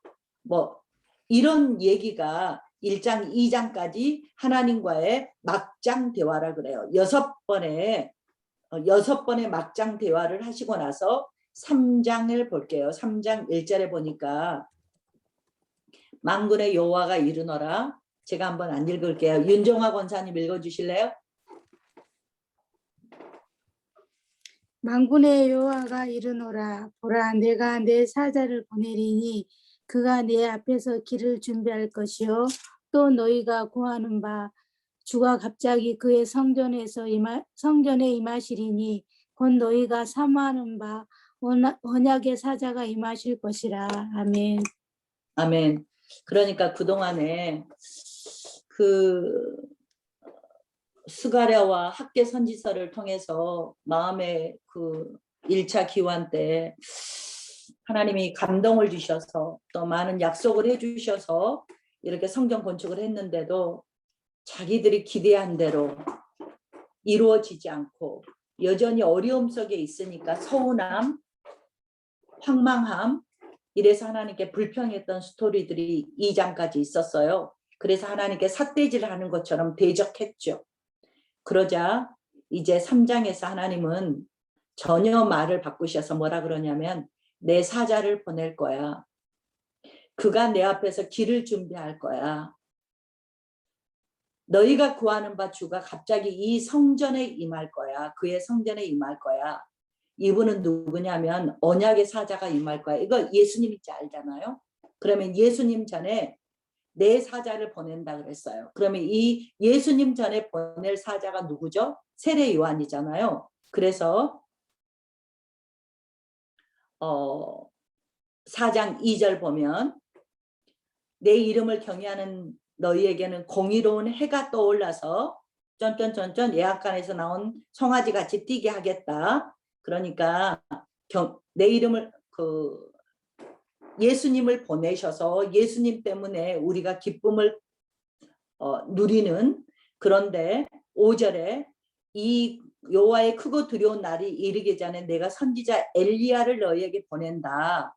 그래서 엘리야의 사명은 6절에 이렇게 돌아오게 하는 거다. 그런데 이 예언이 누가복음 1장에 예수님이 스스로 해석을 해 주셨죠. 이 사람이 누구냐? 이 내가 하나님이 보내시겠다고 했던 엘리야가 세례 요한이다 하면서 아마 누가복음 1장 17절 그쪽에 이렇게 다 나와 있어요. 그래서 이 말씀을 주시면서 구약 마지막에 메시아를 보내준다는 메시아 대망 사상을 주시고 구약이 풀어준다는 거죠. 예수님이 오시기 전에 내가 엘리야를 보내겠다 하시면서 세례 요한을 보내주시니까 이때 말라기 이후에 이제 구약에 하나님이 선지자도 안 보내고 누구도 하나님께서 말씀도 안 내려주시고 이랬다가 이 구약의 마지막 바톤을 받은 사람이 세례 요한인 거죠. 세례 요한이 그래서 광야에 외치는 자의 소리가 있다 하면서 세례 요한이 세례를 주고 하나님의 말씀을 예치자 400 몇십 년간 하나님의 말씀이 없으셨다가 세례 요한이 오니까 모든 이스라엘이 소동이 일어나서 대부흥의 세례 요한의 대부흥회가 시작된 거죠. 그래서 400년이 넘도록 말라기 이후에 선지자를 안 보냈다가 세례 요한이 하나님의 선지자로 이렇게 딱 오니까 그 대부흥의 역사가 세례 요한 때부터 많은 사람들이 몰려들고 난리가 난 거죠. 그러면 하나님께서 이 말라기를 통해서 예수님을 메시아를 보내겠다. 그래서 예수님이 하나님께서 이스라엘 백성들이 3장에도 11조 헌물 내지 않았다. 언제 우리가 하나님 걸 도둑질했어요. 이러면서 끝까지 끝까지 대들자. 여러분 저 좀 봐볼래요? 우리가 애들한테 잘해주지는 못한다 할지라도 최선을 다해서 해주잖아요. 그랬는데 애들이 어느 날 엄마 아빠한테 와서 내가 너희를 사랑하는데 왜 이러니? 그러면 엄마 아빠 우리한테 도대체 뭐를 해줬어요? 우리를 사랑한다면서 도대체 해준 게 뭐예요? 이렇게 계속 대들면 부모가 나중에는 할 말이 없어지죠.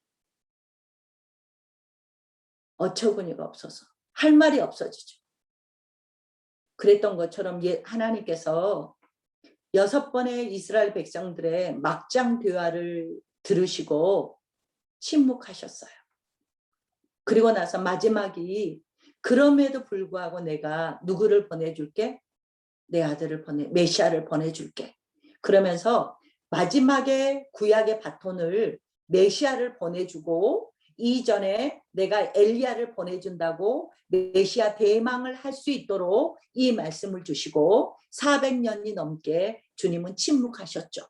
그러면 우리가 중간기를 한번 해보겠습니다 했는데 그러면 우리가 이제 신약을 딱 열면 구약하고 전혀 다른 스토리가 나오잖아요. 그러면 구약에서 신약에 가는 동안 하나님은 갈라디아서 4장 4절에 때가 참에 하나님께서 예수님을 여자의 몸에서 나게 하셨다고. 이 때가 참에가 400년의 역사예요.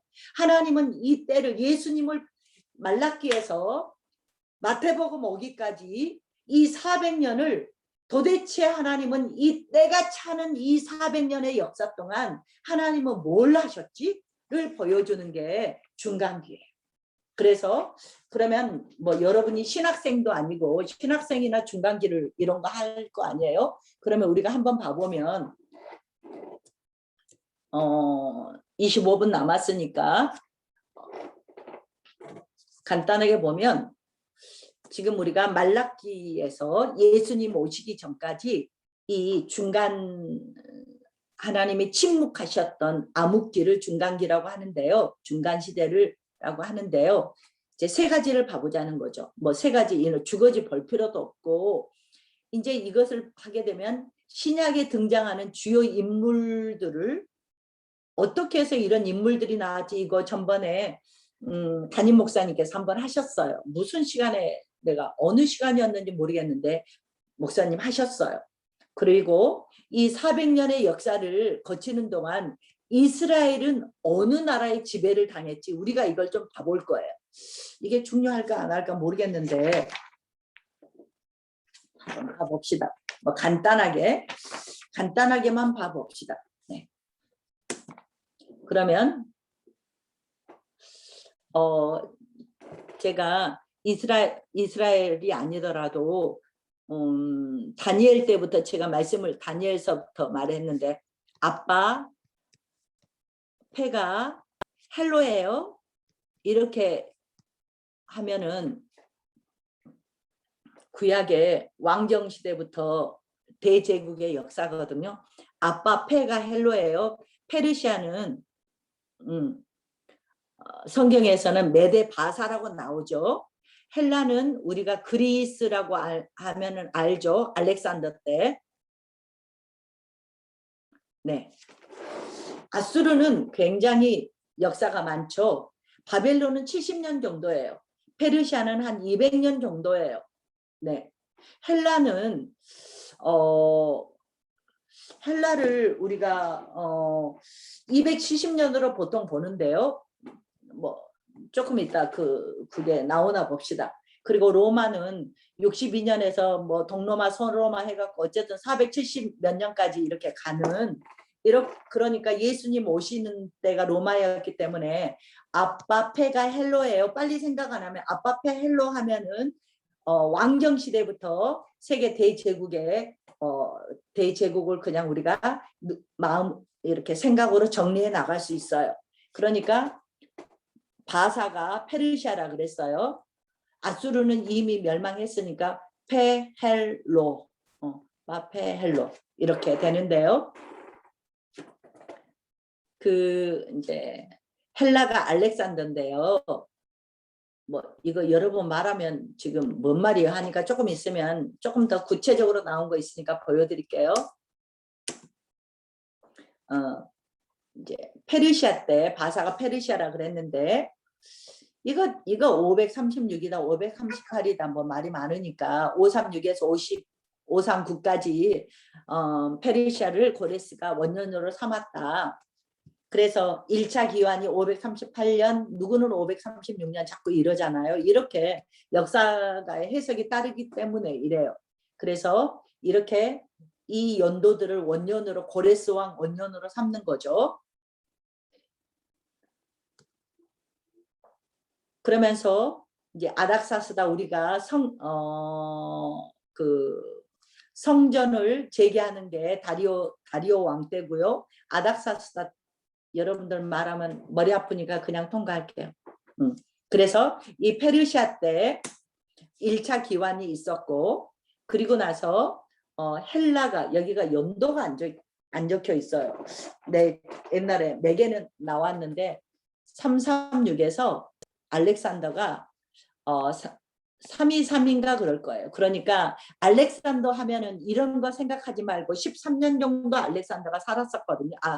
이렇게 전쟁을 했었거든요. 그래서 333을 암기하시면 돼요. 알렉산더 하면 333. 333 쉽잖아요. 그러면 알렉산더가 페르시아 바사랑 전쟁을 해서 승리한 전쟁이 익수수 전투예요. 333년에. 그래서 페르시아를 멸망시키고 알렉산더가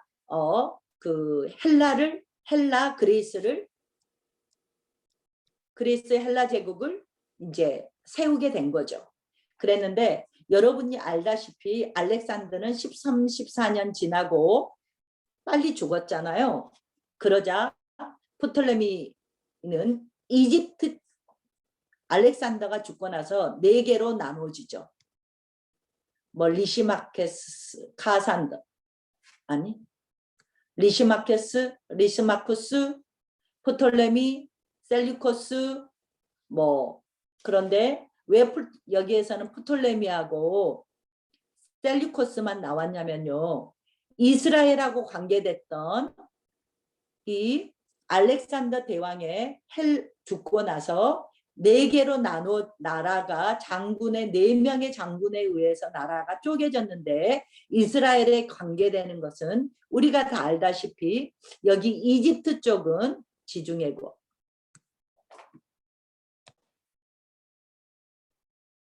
이집트 쪽은 프톨레미 왕조였어요.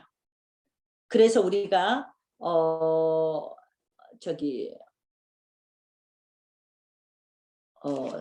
다니엘서에서 프톨레미 왕조를 뭐라 그래요? 남방이라 그랬어요. 남쪽에 있다. 그래서 남방왕, 자꾸 이집트 왕을 남방왕이라 그랬고, 이스라엘이 여기 있다면 이쪽에 아수르 쪽을 누가 수리아 쪽, 아수르, 수리아 이쪽을 누가 차지했냐면 셀루커스가 차지했죠. 셀루커스가. 그래서 처음에는 이집트를 중심으로 프톨레마이오스 내지는 프톨레미라고 간단하게 말할게요. 프톨레미 왕조를 여기에서 이집트에서 이렇게 이집트를 장악했던 프톨레미 왕 장군이 이스라엘을 100년 정도 통치를 했죠. 그랬는데 나중에 셀루코스 왕조가 힘이 세져서 다시 프톨레미 왕조 이집트를 먹죠. 다 정복하게 되죠. 이러면서 함께 정복하게 된 게 이스라엘도 셀루코스에 들어가죠. 그래서 알렉산더 다음에 누가 이집트를 점령하냐? 프톨레미와 셀루코스가 이렇게 이스라엘을 점령하게 됐다. 그래서 먼저 알렉산더가 죽고 나서 그 다음에 프톨레미 왕조가 팔레스틴만 점령한 게 아니고 이집트를 점령했죠. 그래서 팔레스틴까지 점령을 한 거죠. 그랬는데 프톨레미 왕조에서 아주 귀한 일을 했어요. 조금 이따 한 번 더 말할 수 있는데요. 70인역이라는 성경을 헬라어로 만들었어요. 그래서 그 보급을 했던 이런 업적을 남겼고요. 그래서 프톨레미 때는 굉장히 완만한 평안했던 시기죠. 그랬는데 셀루코스 왕조 때 와서는 안티오쿠스 4세 오기 전까지는 괜찮았어요. 그랬는데 안티오쿠스 4세 때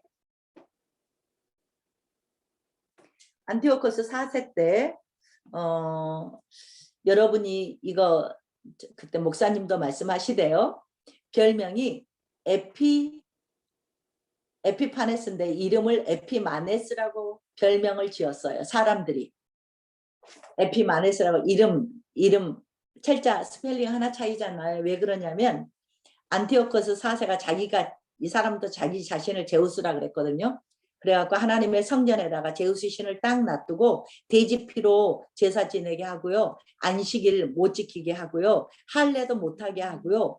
이런 때가 있었단 말이죠. 안티오코스 4세 때. 이래서 마카비 그때 대제사장 가문이 마카비 가문이었어요. 이 대제사장과 아들들이 함께 독립운동을 했어요. 이때 이 시대 때 안식일도 못 지키게 하고 돼지피로 하게 하고 성전에다가 제우스 신을 해놓고 할례도 못하게 하고 이러자 안식일을 지키기 위해서 할례를 하기 위해서 그때 순교를 당했던 사람이 말도 못하게 많은 숫자들이 이때에 순교를 당했다 그래요. 그러면 이런 이야기는 어디 있냐? 캐토릭에 보면은 마카비서가 있어요. 캐토릭 성경에 마카비서에 이런 얘기들이 이제 이런 스토리들이 우리에게 이제 정보를 주고 있죠. 그래서 에피파네스 안티오코스 4세가 유대계를 엄청 탄압을 하니까 이제 이때부터 독립운동을 시작한 거죠. 그래서 많은 엄청난 유대인들이 이때 순교를 했어요. 그래서 이런 우리가 이제 그 에스라서, 느헤미야서, 그 전에 다니엘서 이런 책들이 이 후손들에게 어떤 영향을 끼쳤는지를 우리가 이런 것들을 보게 되는 거죠. 그래서 안티오코스 4세 때 이런 탄압 시기에 마카비가 이렇게 별명이 두더지예요. 이렇게 게릴라 전법처럼 전쟁 치고 빠지고 이렇게 하면서 독립운동을 해서 끝내는 167년에서 BC 63년까지 약 100년 동안 독립국가를 이 400년의 중간기 때에 독립을 유지했던 때가 있었어요. 그랬는데 BC 63년 때 그 안토니우스에 의해서 멸망을 하게 되는 거죠. 로마 때 이제 나올 거예요. 그러면 여기는 166년이라 그랬죠. 근데 다른 책에는 많은 책에는 167년에서 63년을 독립기간으로 봐요. 네, 그랬는데 헤롯의 이때 어떤 일이 있었냐면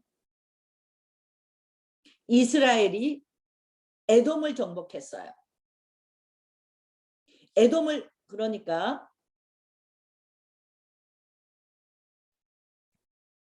여기가 이스라엘인데 에돔이 여기 어디 있을 거 아니에요. 에돔을 이스라엘이 100여 년간 독립했을 때 이스라엘만 독립시킨 게 아니고 에돔까지 먹었단 말이에요.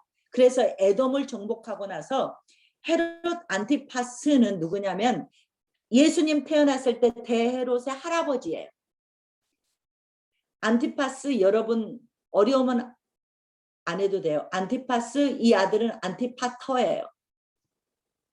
안티파터 그 다음에 성경에 우리 예수님 당시에 다 죽여라 했던 대헤롯이 이제 손자가 되는 거죠.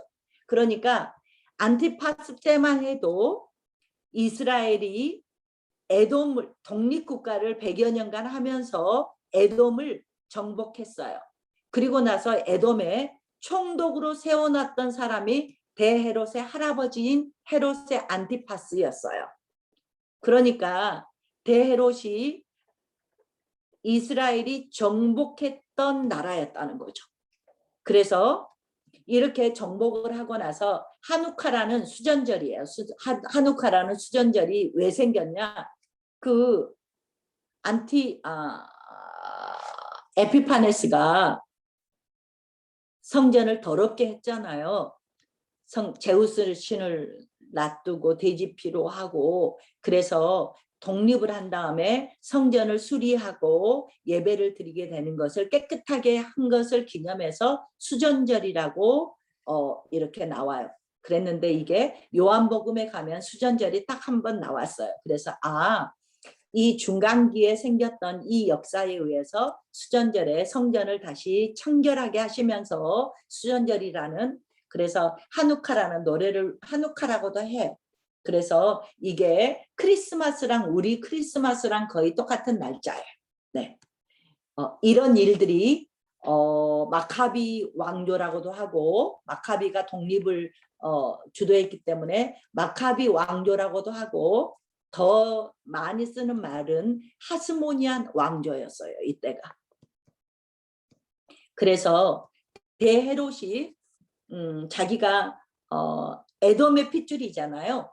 그러니까 이 하스모니안 왕자의 공주를 자기 아내로 와이프로 삼아서 무언가 유대인에게 자기의 그 입지를 굳히기 위해서 하스모니안 왕자 미리암넨가 이런 그 공주하고 결혼을 하기도 했어요. 그래서 이런 중간기에 이렇게 100여 년간 독립기가 있었고 성전에 청결하게 했던 수전절이라는 명절이 생기기도 했던 게 하스모니안 왕조 때 이런 게 있었다. 그랬는데 63년에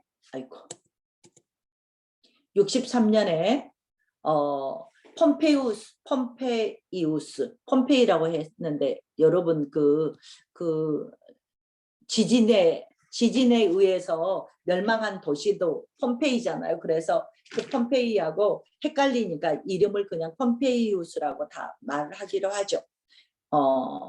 63년에 유대를 점령하게 됐죠. 그 전에는 독립국가였는데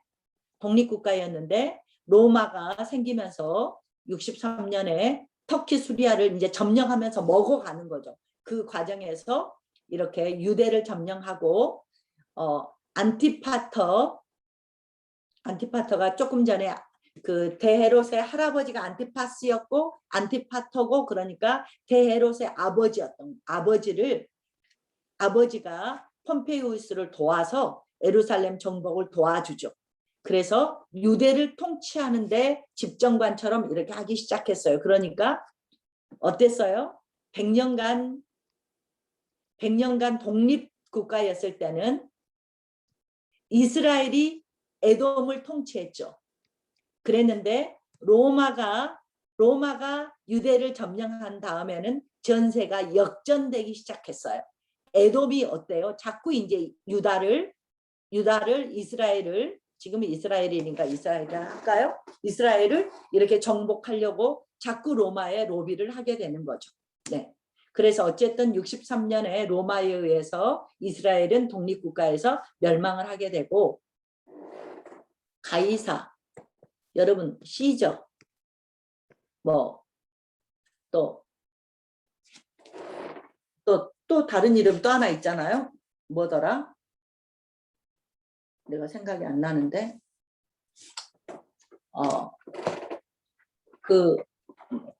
여기에서는 이제 여러분이 세계사 시간인 것 같아서 좀 그래요. 뭐 세계사 시간도 아닌데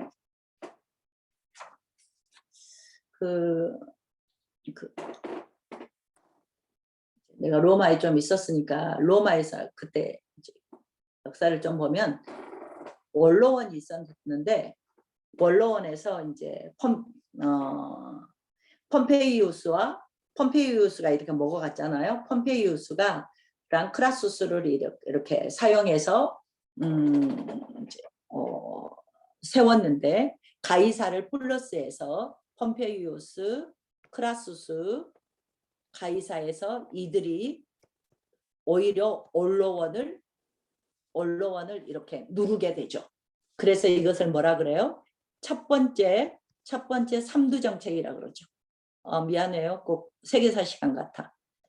뭐 어쨌든 여기에서 가이사가 이제 다 물리치고 그랬었는데 가이사가 여러분 알잖아요.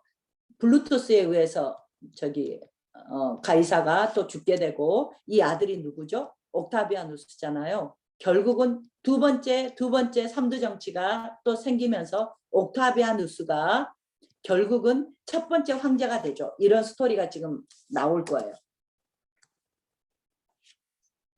네, 처음에 가이사, 여러분 미안해.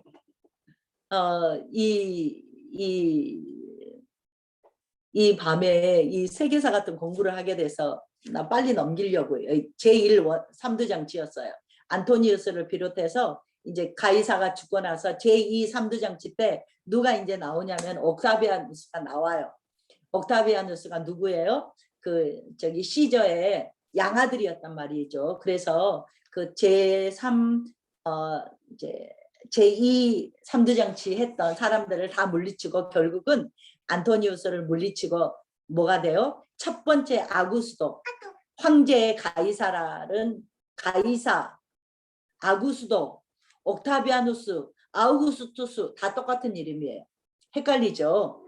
예. 그래서 우리 성경에 예수님 이제 나을 당시에 천하의 명을 내려서 아구스도가 호적하라고 했다. 이게 옥타비아누스라는 제1대 황제예요.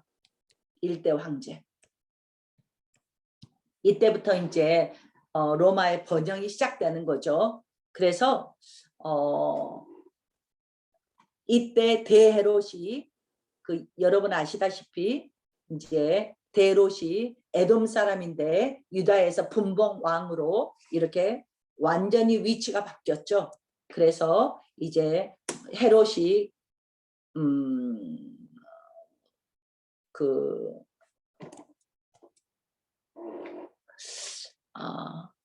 대헤롯이요 로마에서 자기의 세력을 뿌리내리기 위해서 안토니우스를 도왔어요. 그래서 굉장히 큰 영향력을 갖게 되고요. 어떻게 해서든지 유대에서 자기가 정권에 뿌리를 내리기 위해서 로마에 충성을 해요.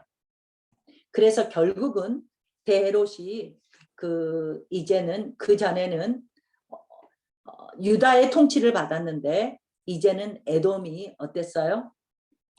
에돔 이쪽에 있었던 그 에돔이 역으로 이스라엘을 이제 통치하게 되는 이런 스토리가 지금 이 로마에서 제국에서 이렇게 이스라엘을 쳐들어올 때 대헤롯도 그렇고 이 헤롯의 할아버지도 그렇고 이렇게 도움을 주면서 권력을 누리게 되죠. 뭐 이런 스토리로 이어지겠어요. 그래서 이런 것도 여러분들 몰라도 돼요. 여러분 이건 알잖아요. 사마라인들이 세겜을 중심으로 정교 문화를 이뤘던 게 그 우리가 사마리아 성 이런 스토리죠. 그래서 혼혈이 됐다. 그래서 아수르 때 722년 때 멸망해서 북이스라엘이 멸망해서 세겜에 정착했던 정교 문화를 이뤘던 이런 게 있고 이거는 유다죠. 유다인들이 유다와 베냐민 지파 사람들이 포로로 끌려갔다가 돌아와서 여러분들이 금방 느헤미야에서 본 것처럼 예루살렘에서는 10%만 살았죠. 그리고 이렇게 흩어져 살았던 게 귀환한 1차에서 3차 귀환 사람들이었어요. 그리고는 어떨까요? 계속 돌아오지 못하고 세계에서 흩어져 사는 사람들을 디아스포라라 그러죠. 지금은 세계의 디아스포라가 흩어져 있지 않은 사람들이 없죠. 그런데 이것에 이제 또 역할도 있단 말이죠. 네. 그러면 이제 신약으로 우리가 갈 텐데 신약에 갈 때 갑자기 대헤롯이 나왔어요. 그 전에는 조금 전에 우리가 하스모니안 왕조 얘기를 했는데요. 이때는 어땠어요? 신정정치였어요. 신정정치. 대제사장이 통치를 하는 100년간 그때는 이런 신정정치를 하는 이런 때였었는데 이제 에돔 족속이 유다를 다스리면서 헤롯 가문이 에돔이에요. 헤롯 가문이 통치를 하면서 이제는 대헤롯 때는 BC 37년에서 4년까지 그래서 예수님이 나시는 시기를 이 시기에 맞춰요. 역사의 기록에 BC 37년에서 BC 4년까지가 대헤롯이 있었기 때문에 우리는 1세기를 예수님이 오신 걸로 이렇게 그냥 심플하게 보는데 역사학자들은 4년 BC 4년이다라고 보게 된 이유가 이 대헤롯 때문에 그래요. 그래서 동방 박사에 의해서 예수님이 왕으로 태어나신 걸 알고 아이들을 다 죽였던 왕이 이 대헤롯이었다. 그랬는데 대헤롯이 죽고 나자 대헤롯은 전 지역을 다 다스렸죠. 죽고 나자 대헤롯의 세 아들이 이 나라를 쪼개어서 다스리게 됐죠. 갈릴리와 조금 이따 지도가 신약하면 나오니까 그때 보여드릴게요. 갈릴리와 베레아 지역은 이 베레아는 어디냐면 여기가 이스라엘이면 이쪽이 베레아예요. 그래서 갈릴리 지역과 베레아 지역을 헤롯 안티파스가 헤롯 빌립은 여기 데가볼리 지역이에요. 가이샤라 빌립보를 가이샤라 빌립보라는 도시를 만든 사람이 이 헤롯 빌립이에요. 데가볼리 그리고 헤롯 아켈레는 유다와 사마리아가 있고 유다가 있고 네 이렇게 유다와 사마리아를 에돔까지 다스린 게 헤롯이에요. 헤롯 아켈라오. 그런데 헤롯 아켈라오가 난폭했고 그래서 폭동이 일어났어요. 그래서 결국 로마에서 이렇게 데려와서 프랑스 고을 지방으로 유배를 보냈어요. 그래서 이 유다와 사마리아만 이제는 대헤롯의 아들이 빠졌잖아요. 그래서 여기 유다와 사마리아를 로마에서 직접 다스리는 총독을 보냈어요. 그래서 총독 빌라도가 5대 총독이에요. 그래서 분봉왕이 다른 데는 다스리는데 갑자기 왜 어디는 총독이야 이게 이 유다와 사마리아를 총독 아켈레오 자리를 총독이 직접 다스리도록 로마에서 파송했던 지경이에요. 지경. 네, 이렇게 이런 중간에 복잡한 스토리들이 있었죠.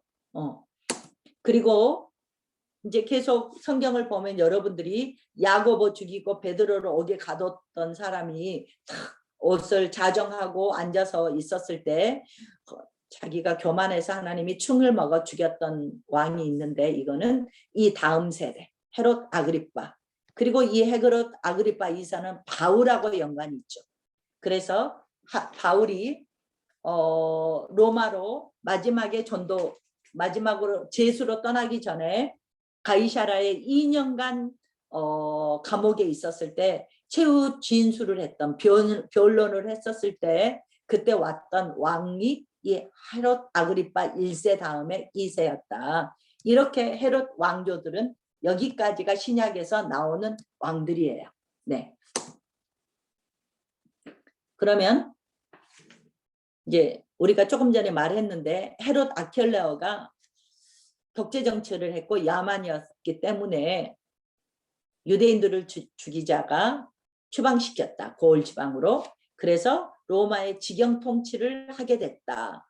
그래서 본디오 빌라도가 이렇게 통치를 하게 된 이유가 된다. 그러면 분봉왕과 총독의 차이가 뭐냐?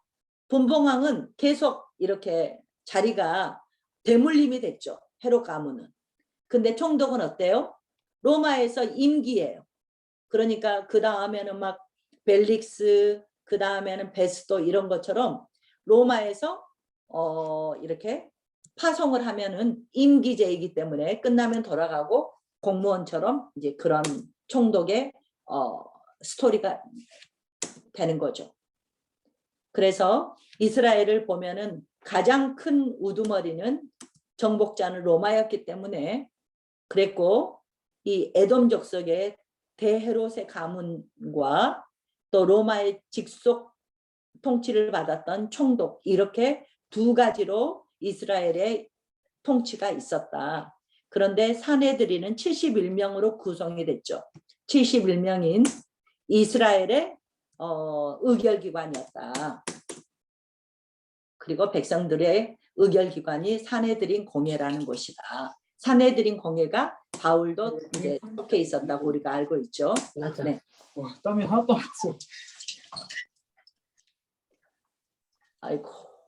네. 그래서 여기가 이쪽이 갈릴리고 여기 사해죠. 이 똥꼬야.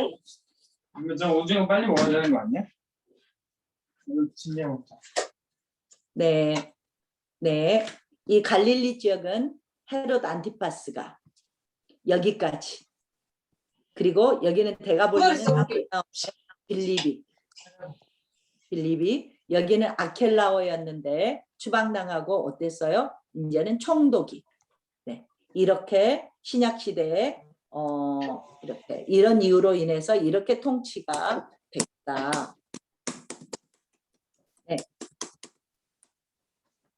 여러분 알다시피 내려 빨리. 최고 의결기관이고 이런 거 여러분들은 대제사장 이러니까 우와. 바리새파 사두개인 여러분이 목사님께 다 들었어요. 그래서 제가 다시 반복을 안 해도 될 것 같아요. 키가 180이고 잘생겼고. 잠깐만요. 네, 집사님.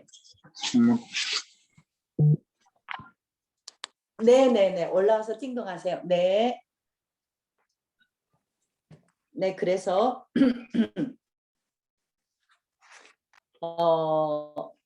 이제 뭐 그냥 시간이 돼서 제가 마지막으로 2, 3분만 더 쓸게요. 그러면 이걸 중간기라고 하는데 이거는 지금 역사적인 거 이런 지배 세력들을 중심으로 봤어요.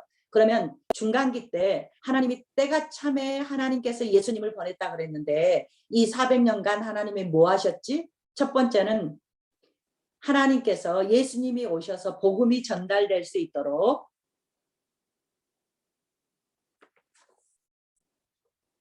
(70인역인) 70인역을 만들어 주셨어요. 그러니까 헬라어 성경을 만들어 주셨어요. 프텔레미 왕조의 업적이라고 말씀드렸어요. 175년에는 그 캐토릭과 관계되는데요. 잠깐만요.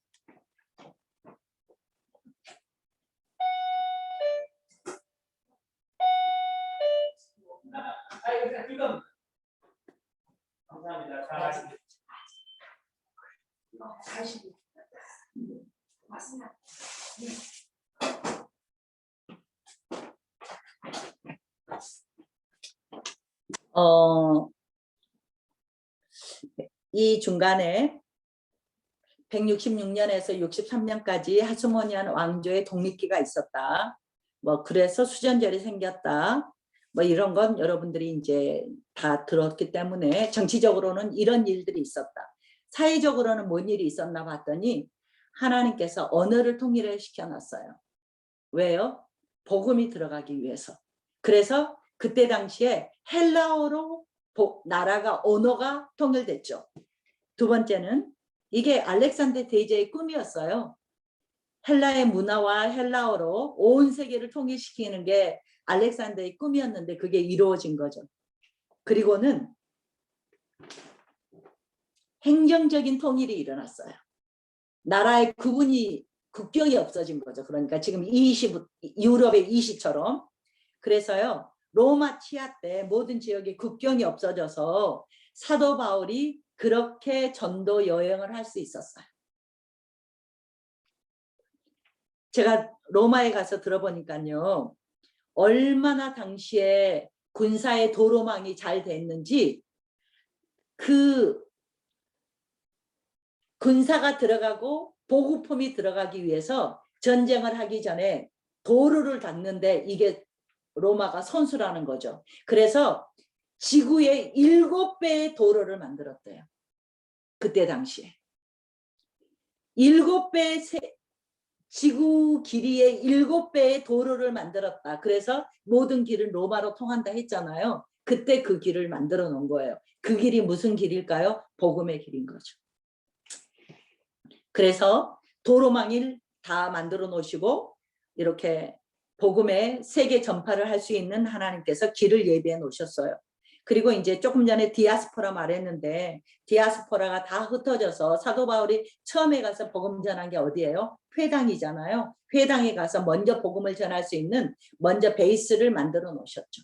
그래서 어디를 가도 유대인들이 있고 회당이 있어서 그렇게 하나님이 복음의 스타트를 그렇게 시작하게 했구나. 종교적인 변화 같은 것은 여러분들이 뭐 사두개파가 그때 왜 일어났는지 이런 것들은 여러분이 내가 우리 교회에서도 몇 번 들었기 때문에 제가 또 안 해도 될 것 같아요.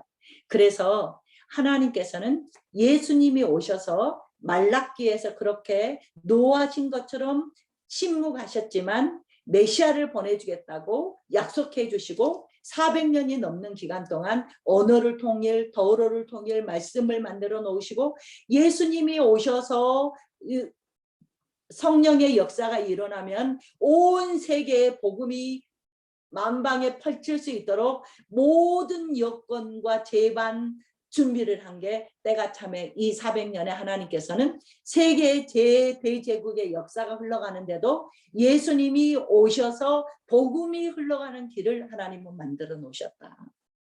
이렇게 그냥 시간이 10분이 오버돼서 그냥 무조건 여기서 끝날까 합니다.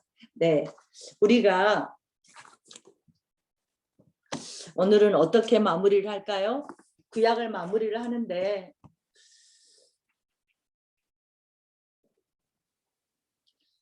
저희가 에스라와 느헤미야와 1차, 2차, 3차를 보면서 개혁에 관한 말씀을 했어요. 이 개혁이 있었기 때문에 이 중간기에도 하스모니안 왕조 때 이게 다시 또 회복될 수 있었고 이게 이런 뿌리가 있었기 때문에 예수님이 오실 때까지 대헤롯은 또 BC 20년 정도에 또 성전을 다시 이렇게 짓거든요. 이러면서 예수님이 오시기까지는 이게 있어야 되셨기 때문에 하나님은 이렇게 역사 속에서 준비를 해놨어요. 그랬는데 가장 중요한 게 뭐였을까라고 뽑으면 성전이에요. 외부적인 성전, 예배드릴 성전, 우리의 마음의 성전, 우리가 머물고 있는 곳의 성전, 이것을 누가 지으냐면 우리가 개혁해야 지어질 수 있는 거였던 것 같아요. 이건 정말로 우리가 깨어있지 못하면, 영적인 분별력이 없으면 이건 지울 수 없는 것 같아요. 우리 함께 기도하겠습니다. 우리의 몸 무너진 것은 무엇이었는지, 주님이 우리에게 이제 답답해서 혹시 대화를 끊고 있진 않으신지, 주님이 우리에게 이미 왕이 되어서 말씀하고 계시는지, 예수님은 우리가 안 보이셔도 400년간 주님은 하나님께서는 예수님이 오실 길을, 세계 역사 속에 하나님의 길을 오실 길을 준비하셨던 것처럼 우리가 보이지 않아도 주님은 지금 일하고 계시는데 우리는 뭐 하고 있는지, 주님 우리를 하나님의 무너진 곳을 세우는 사람, 하나님의 나라를 세우는 사람, 요즘에 사도행전 들어갔잖아요. 성령을 받으면 너희가 권능을 받고, 네가 권능을 받지 않으면 무슨 소용이 있냐고 우리 목사님 계속 말씀하셨는데, 내 속에 하나님의 나라가 세워지지 않으면, 내 속에 하나님의 증인된 그 권능을 옷 입지 않으면 성경이 무슨 소용이 있냐고. 이 역사가 우리 안에 흘러 들어올 수 있도록 주님 저희를 붙잡아 주세요. 1분만 기도하시고, 오늘은 구약 마무리이기 때문에 우리 황예림 권사님이 한번 기도해 주시고 마무리했으면 좋겠습니다. 네, 우리 주님의 이름을 한번 부르고 기도합니다. 주여, 할렐루야. 주님 감사합니다. 하나님, 오늘 구약의 마지막 오늘 시간입니다. 중간기를 정말 바쁘지만 귀한 시간들이었습니다. 맞습니다. 주의 주님 말씀을 감사합니다. 배우고 하나님 정말 구약 우리가 말씀들을 통하여 우리는 우리가 이미 어떻게 마음을 멸망의 가져야 눈에 할지, 어떤 다가와 삶의 있음을 태도를 가져야 보게 됩니다. 될지 우리를 우리가 완전히 끝까지 해야 돌아보는 되는 것이 시간이었습니다. 성전을 청결하게 하는 하나님, 것이고, 우리가 포로기 하나님 때도 앞에서 그렇고 무너져 있는 중간기 것들을 때도 날마다 그렇고 발견하는 하나님 것이고, 말씀으로 하나님의 말씀이 개혁되는 저희를 살리지 정말 그 말씀 않으면 앞에 바로 아버지 서는 하나님의 저희의 분동들이 계속해서 민족을 살리고 사람들을 내면은 살렸던 것들을 정말로 보게 아버지 됩니다. 무뎌질 수밖에 아버지, 없고 어려운 세상에 시기라고 말할 수 물들 수밖에 있지만은 없어서 하나님에게 느헤미야는 능력이 없는 목숨 것도 아니고 걸고 이 세상과 시기가 많이 거룩을 힘들다고 분별할 수 하지만은 있도록 그 주님께서 성벽을 우리를 세우는 일을 돌보시지 않는 했습니다. 것도 우리는 아닙니다. 하나님의 나라를 우리 아버지, 가정에 어떠한 세우기 상황 위해서, 가운데서도 하나님의 나라를 우리 안에 우리 주변에 하나님의 세우기 권능과 위해서 하나님의 나라가 어떤 임하기를 거룩을 위하여 짓고 어떻게 소원하며 아버지 하나님의 기도하오니 거룩을 옷 입고 말씀을 있는지 순종하며 성령 기도하며 하나님 나아가는 역사해 모든 주셔서 사람들에게 우리 안에 하나님의 나라가 하나님의 세워지게 임재와 하시고, 하나님의 무너진 것을 능력을 세우는 경험케 하여 사람들, 우리 주시옵소서. 자녀가 무너져 있는지, 무엇인가를 아버지 내 우리 삶 교회 가운데 이루려고 예배가 노력하는 무너져 것이 있는지, 아니라 우리 기도가 하나님의 무너져 말씀의 있는지 뜻에 우리가 순종하며 분별되게 정말 하시고 주님의 말씀 앞에 우리에서 기도 앞에 말씀하신 그 하나님의 증인의 명령과 삶을 계명들을 감당해서 잘 정말 따라가는, 아버지 그래서 끝까지 서로 예수님께서는 사랑하며 감당하는 하나님의 나라를 주님의 확장하며 복음이 전하기 내 위해서 복음을 전하며 중간기에도 예수를 세계 증거하는 역사를 통해서 그 하나님의 주님의 권능이 정말로 우리 안에 때가 있기를 참에 예수님을 보내시기 소망합니다. 위해서 하나님, 하나님은 준비하시고 우리에게 우리를 그토록 하나님의 사랑하셨음을 능력과 보게 됩니다. 하나님의 성령 나라와 하나님 저희를 하나님의 일어나게 해주십시오. 권세를 허락하여 우리가 정말 하나님의 주시옵소서. 말씀으로 갑옷을 진정으로 입게 말씀과 해주십시오. 기도 앞에 하나님의 묵묵히 말씀이 하여 저희에게 주시고 정말 나의 이렇게 삶을 통하여 두 세워주시는 기둥으로 그런 세워 역사가 힘있게 일어나게 나아가는 해주십시오. 놀라운 역사가 성령 있게 하여 하나님을 바라보니 주시옵소서. 우리 한 사람 한 사람 한 명도 빠짐없이 하나님의 말씀이 저희 안에 세워질 수 있도록 성령 하나님 역사하여 주시옵소서. 감사하며 예수님의 이름으로 기도합니다. 아멘. 사랑해 주님 감사합니다. 우리가 정말 몇 달에 걸쳐서 구약을 정말 배웠습니다. 하나님 정말 주님께서 그 많은 시간 동안 함께 하심을 우리가 정말 느끼며, 또한 그 말씀을 전하시는 성화영 선교사님의 아버지 그 노력과 아버지여 정말 그 믿음을 우리가 본받아 성경 말씀을 열심히 배웠습니다. 주님, 우리가 그 말씀을 정말 배우는 것으로 정말 족한 것이 아니라 우리 각각에게 주신 주님의 그 말씀을 삶에서 적용하며 살아갈 수 있도록 주여 우리의 마음을 다스려 주옵시고, 무엇보다도 정말 우리 흩어져 있는 이 마음들을 정말 정결하게 하여 주옵시고, 우리가 아멘. 교회를 향하고 또한 우리의 성도들을 향하여 아버지여 정말 우리의 말씀을 적용시키며 살아갈 수 있도록 우리 한 사람 한 사람의 삶을 주장하여 주시옵소서. 아버지 하나님, 또한 정말 우리가 여러 가지 힘든 여건 속에서도 구약을 통해서 정말 이스라엘의 그 타락한 그러한 삶을 통해서 우리가 정말 우리의 모습들을 바라보며 회개하는 시간을 가졌습니다. 아버지 하나님, 정말 우리가 무엇보다도 이 어려운 코로나 시대를 겪어가면서 정말 그 구약의 백성들이 정말 우리의 모습임을 아버지 우리가 비추어 보았습니다. 아버지 정말 그것들을 통하여서 우리가 정말 우리 마음속에 깨끗한 믿음을 더욱더 키워나갈 수 있는 귀한 아버지와 그런 거울로 삼게 하여 주옵시고, 남아있는 신약을 통하여서 정말 예수님의 삶을 통하여서 우리가 정말 그 예수님의 삶을 쫓아가는 귀한 하나님의 예수님의 제자들이 되어질 수 있도록 주님 우리 앞으로의 그런 시간들도 주장하여 주시옵소서. 이 밤까지 정말 수고하시는 우리 선교사님과 우리 함께 정말 말씀을 공부하였던 모든 분들에게 하나님의 크신 은혜를 아버지 정말 충만케 아멘. 주시고 아버지가 정말 오늘 저녁에도 편하게 건강하게 쉴 수 있도록 아멘. 함께하여 주시옵소서. 우리가 아멘. 다음 아멘. 만날 시간에는 더욱더 사모하는 마음으로 정말 이 시간을 기다리며 우리가 정말 성경을 읽고 말씀을 나누게 하여 주시옵소서. 또한 사모하며 다음 시간을 기다리며 예수님의 이름으로 감사하며 기도드렸습니다. 아멘. 수고하셨습니다. 저는 뭐 실업자니까 괜찮은데 여러분들 하루 종일 일하시고 얼마나 고생하셨어요. 편히 주무시고 주님의 안식 안에서 꿀잠 자세요. 네, 우리 그 수고하셨습니다. 마이크 켜고 서로 인사하시고 들어가시죠. 네, 수고하셨습니다. 수고하셨습니다. 모두 수고하셨습니다. 안녕하세요. 고생하셨습니다.